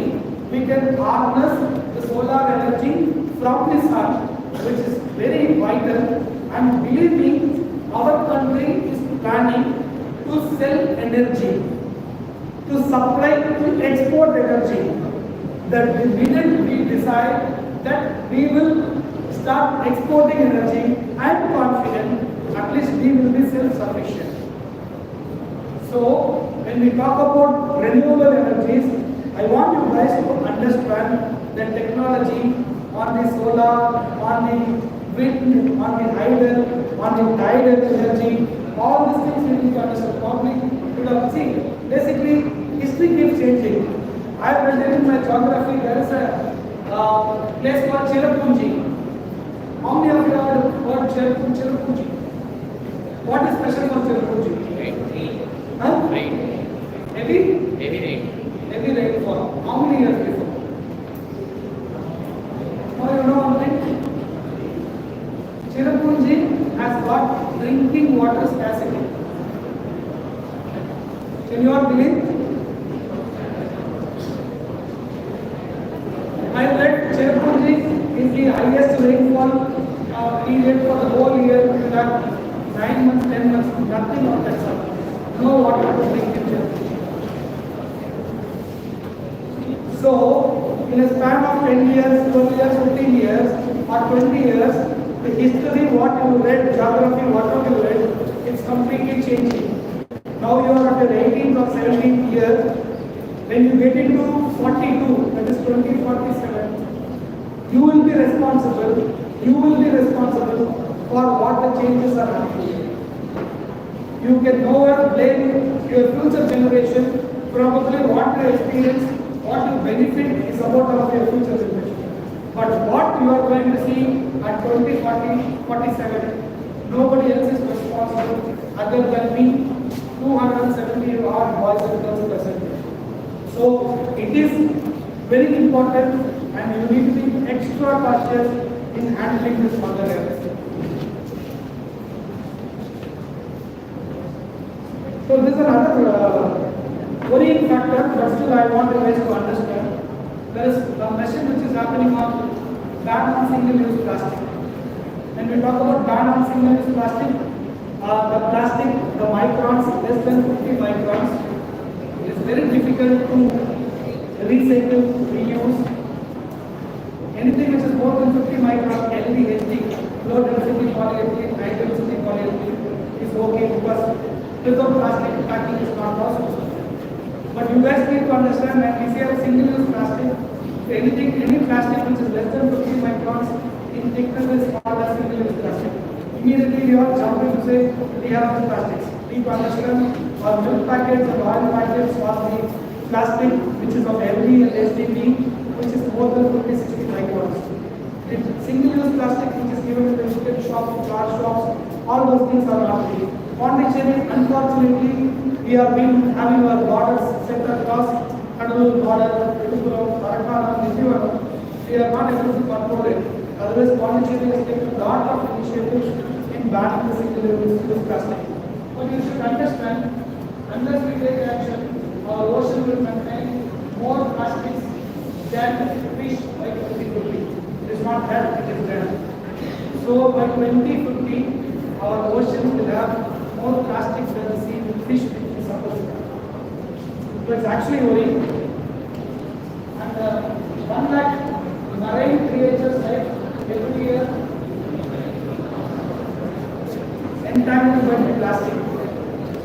So you can see the circle holding plastic inside. 1 lakh marine creatures are actually getting issues because of the plastic. Sea is becoming a dump for us, which is going to be a big threat for us. So, a request to the boys and girls here, every action you take it is important.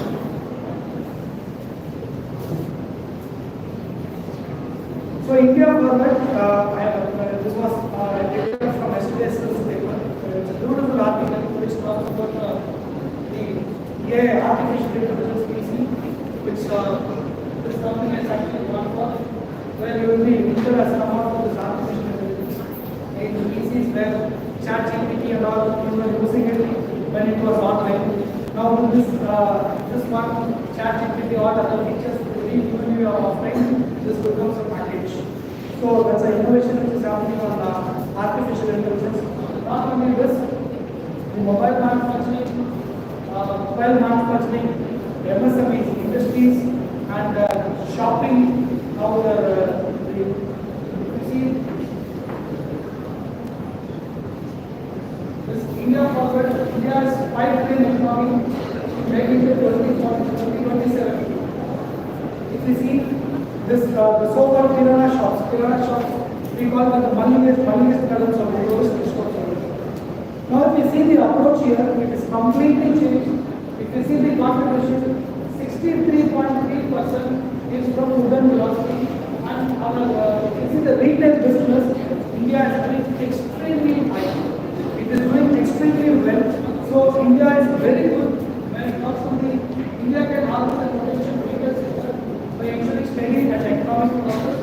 And also India, if you see AI assisted shopping, companies like Zoho, you know, there are big companies like HCL and other companies that are working on it. A company like Zoho, again with a simple thought, a small shop fellow, a pawn shop fellow, or a small retailer, a small flat price, now they can a departmental store, a medical store can operate this software.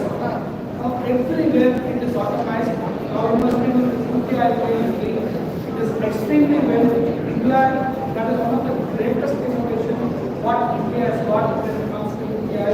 Now nobody can even come here and digital transaction, digital money, everything has become digital. And this so-called retail business, whatever we buy, India is actually doing good. Okay, this is a very interesting marshmallow. How many of you have taken taste of this marshmallow? So first time I am seeing great. So very tasty here.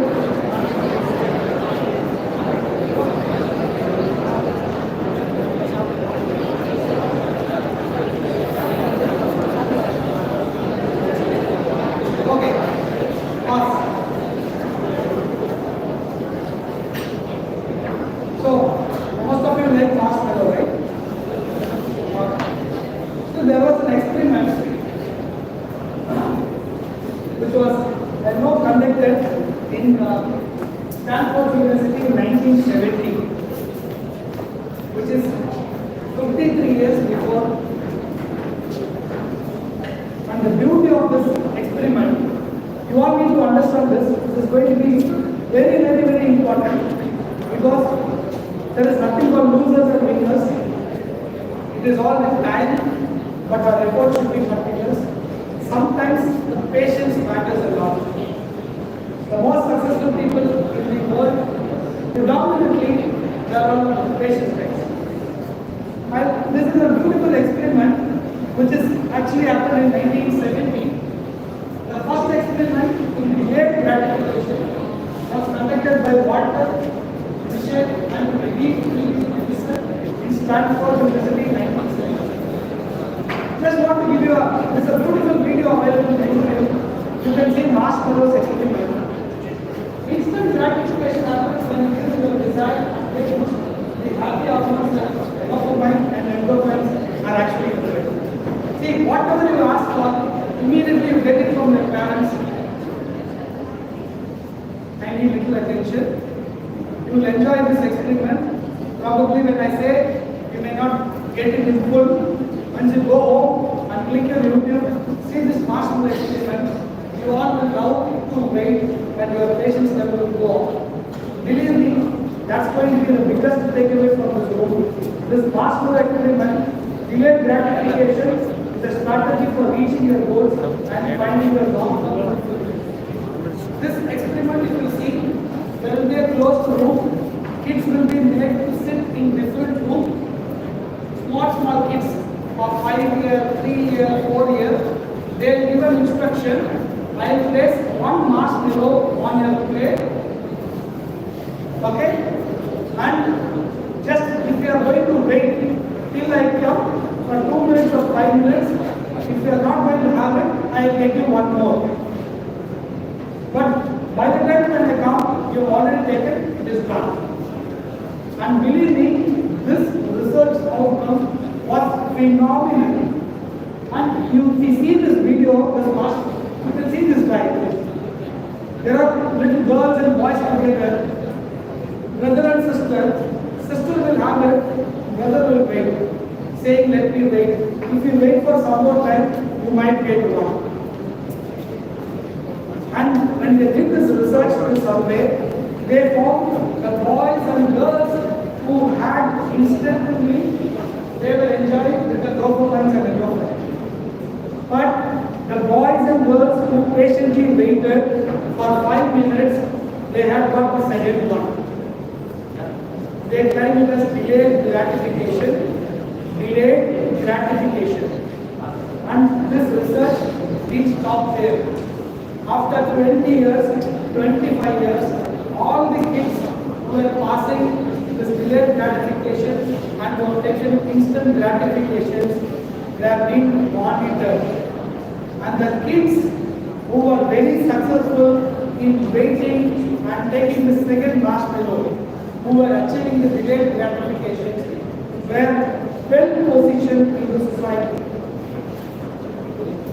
They were big leaders, always to change, entrepreneurs, politically strong, all the people who were waiting, who were successful in the delayed gratifications, were successful as per the research outcome.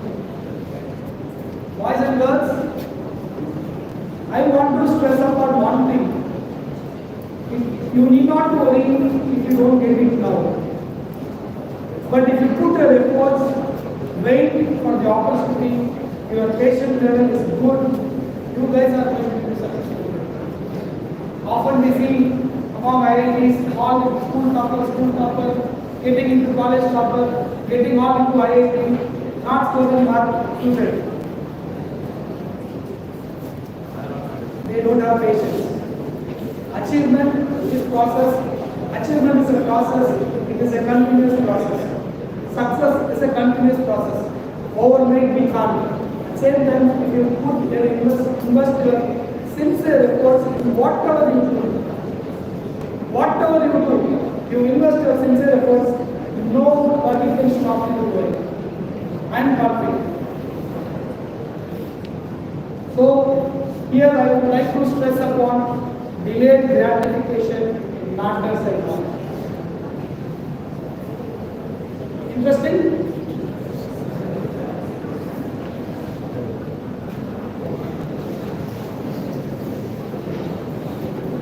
So before this, I would like to take another point.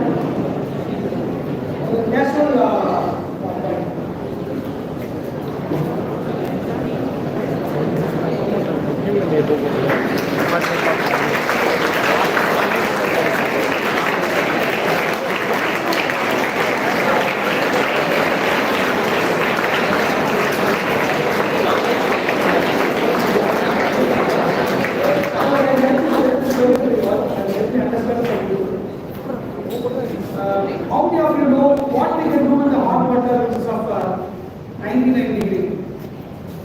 standard which I go wherever I come.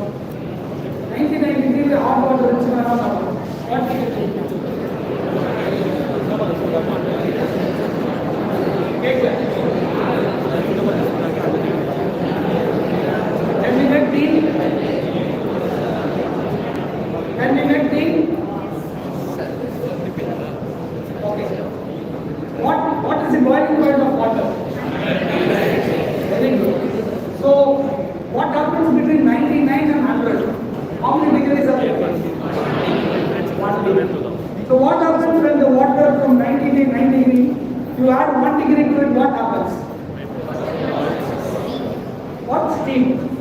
Steam, right? You said steam. What happens?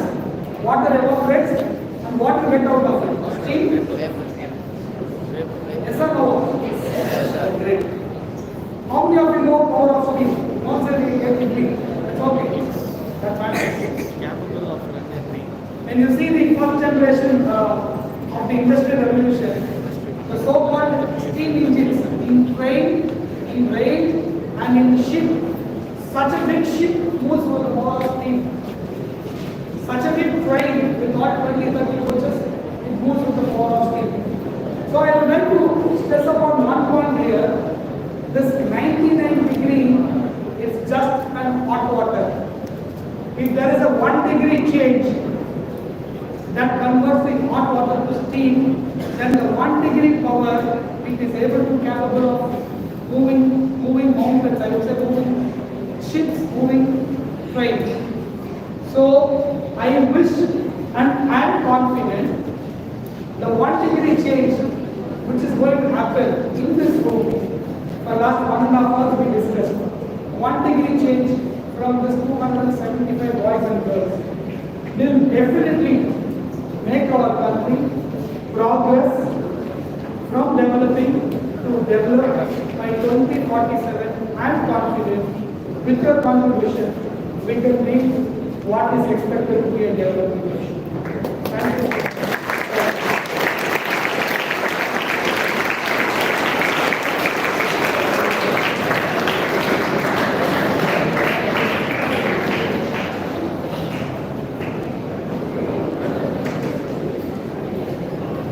Great guys, thank you so much, sir, for this inspiring and informative. Why Kaal?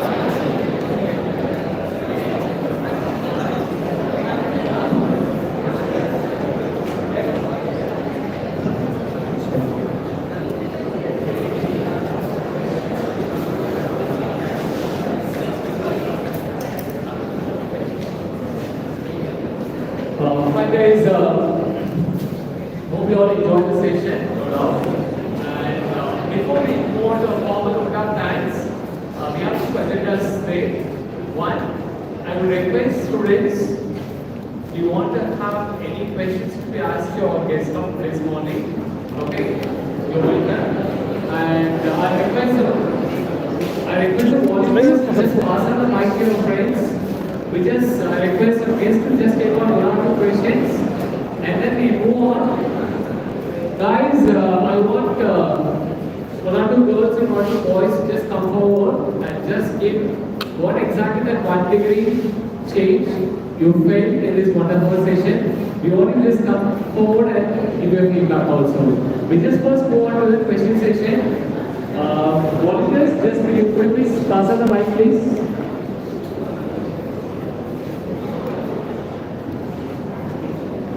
Somebody willing to ask a question, could you please stand and ask a question, please?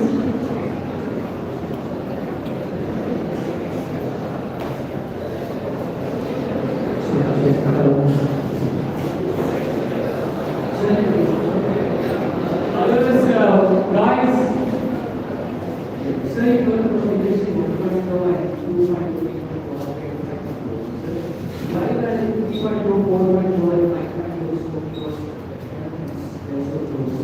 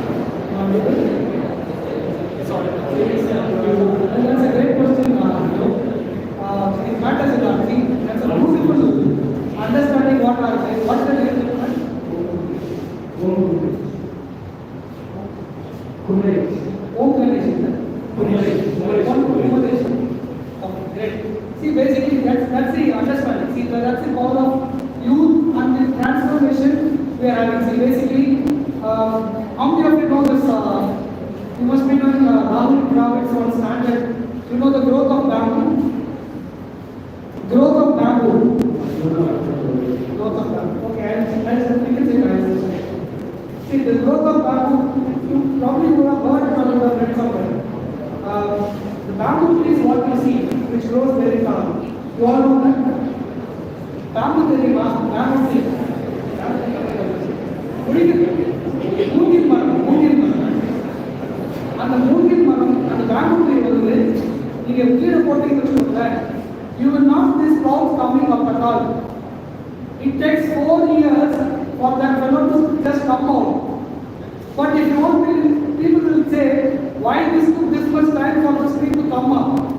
But you won't believe it, the 4th year when it starts, it grows up 30 foot within 1 year time, 1-2 years time.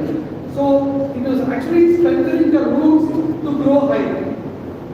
The question what he has asked for, from 17th century, 18th century, 19th century, Tatas, you must be in Tata group. They were the casual innovators. Tata group, when they started, their approach was very casual. They were trying to find only solutions to their problems. They were very casual innovators. After now, if you see Tata, what they were doing before independence, before 1947, Tatas and Jamshedji Tata, they were the casual innovators. They were innovating. Now, after that, every 10 years, if you see the technological advancement, our understanding, our readiness to adopt, our acceptance for the change, this has become super fast. See, it would have taken more time for you. That time it took a lot of time for us to learn cycle. Now, probably I would have taken my 2-wheeler at the age of 18. Now, at 12 years, I can drive 2-wheeler. So, the understanding, the technology advancement, and the ease of understanding has become so easy. So, believe me, that's a good question. Now, the transformation which you are going to see is going to be much more faster. Because the technology, IoT, the artificial intelligence, the impact and the contributions are very high, you will be seeing it much faster. I hope I answered you. Thank you.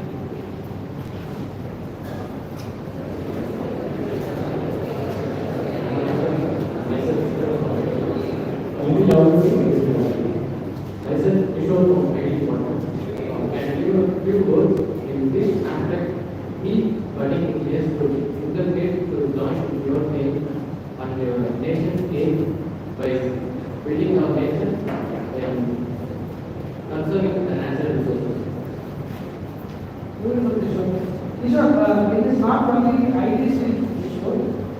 As a human, as a responsible citizen, we have got lot to contribute. That's going to be necessary. In IT, you see, now the future of IT is going to be very, very, very important. Now IT is not only just sending software and developing.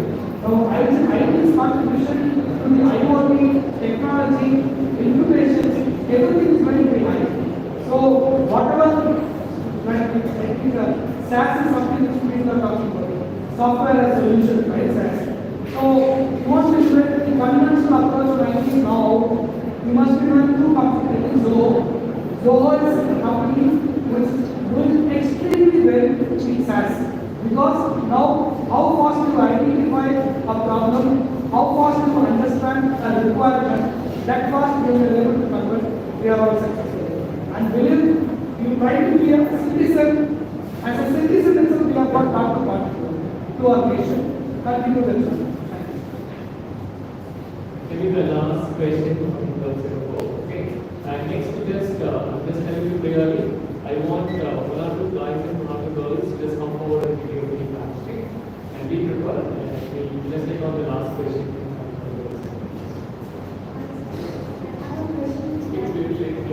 Being a chairman, what are qualities that if a man or a woman should have to be a leader, an effective leader?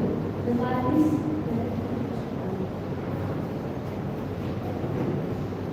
that has got nothing to do with the chairman. Any a good leader, no, okay, I take the post of chairman is okay. That's good. I'm happy you picked up that point. Otherwise, to be a leader, the biggest strength which I felt like I have got some strength on my own.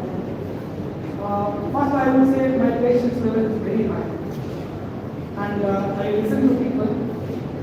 and we strongly believe in teamwork. Teamwork is very important.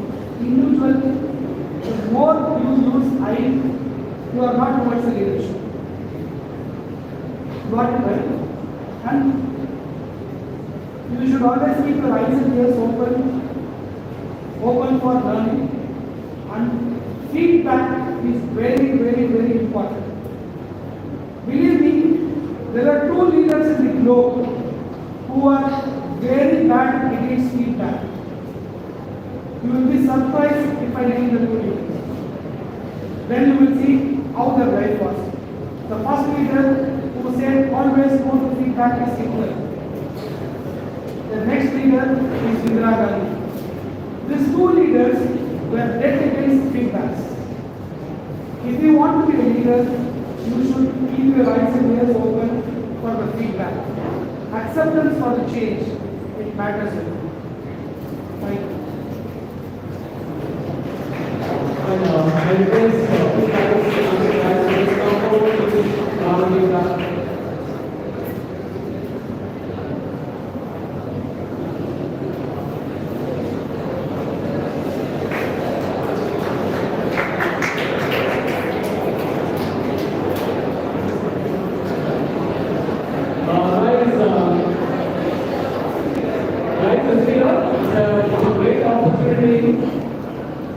listening to a great session, coming forward, standing in front of the podium, in front of the chief guest, and giving a feedback that itself is a great leadership. What feedback is going to give, I'm not sure, but it's good. Big round of applause for both these.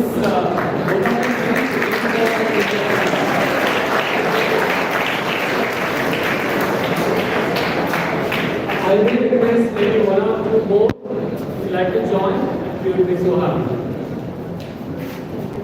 First of all, I would like to thank I'm glad to be part of this event. The question was an eye-opener. I had learned the economic status of the nation and how an Indian technology institute and innovation makes India self-reliant. I assume that I will try and put my maximum effort to take that land to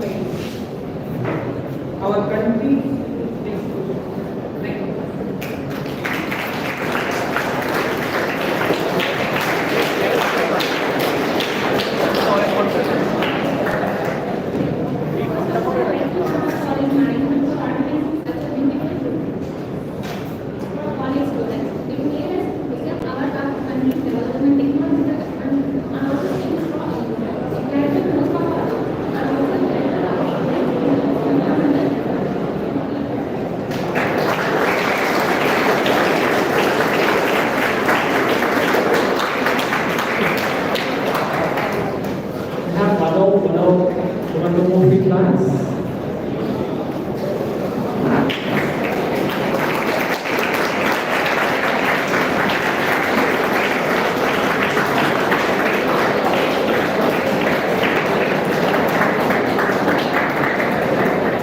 Girls and boys are equally contributing.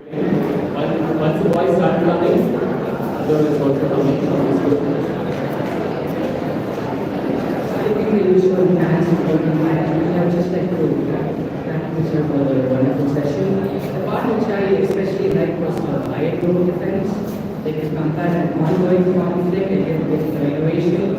And yeah, I do wish that many teachers and many of our staff will also compare stuff but teaching resources. Stating it actually really. And it's also interesting to see how India has grown over the past few years and how it is comparing to other countries. So yeah, thank you for this.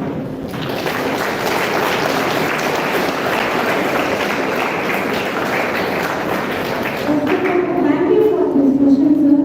We learned more about India's import story and innovations, and we are proud to be an active contributor for growing India.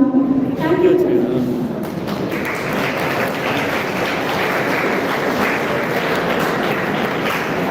I think most of your friends has done with my job, okay? And I'd like to just give a formal vote of thanks. thanks. Thank you guys for coming forward and giving a feedback, and even some guys are giving interacted also. Guys, you know, like service and complete successful businessman in Pondicherry. That's what he's leading now in Kaal. And do you know like, how much of effort he just put across in preparing his presentation to address you guys? Okay, it's a huge effort gone into making this particular presentation for the last few days to make sure you want to deliver, okay, some useful content to you guys, covering everything, technology, emerging trend, environment, business strategy, lot of things, India 2047, lot of things is made in one conversation is something big, okay, getting a lot of inputs, okay. And once I'd like to thank our management, and at this point of time, I also thank moderators from Ministry of Education for giving our college an opportunity to host this particular event. Once again, I'd like to thank Rosario sir for accepting our request to address our students on this great occasion. Thank you so much, sir, for being here. Okay? Thank you so much, sir.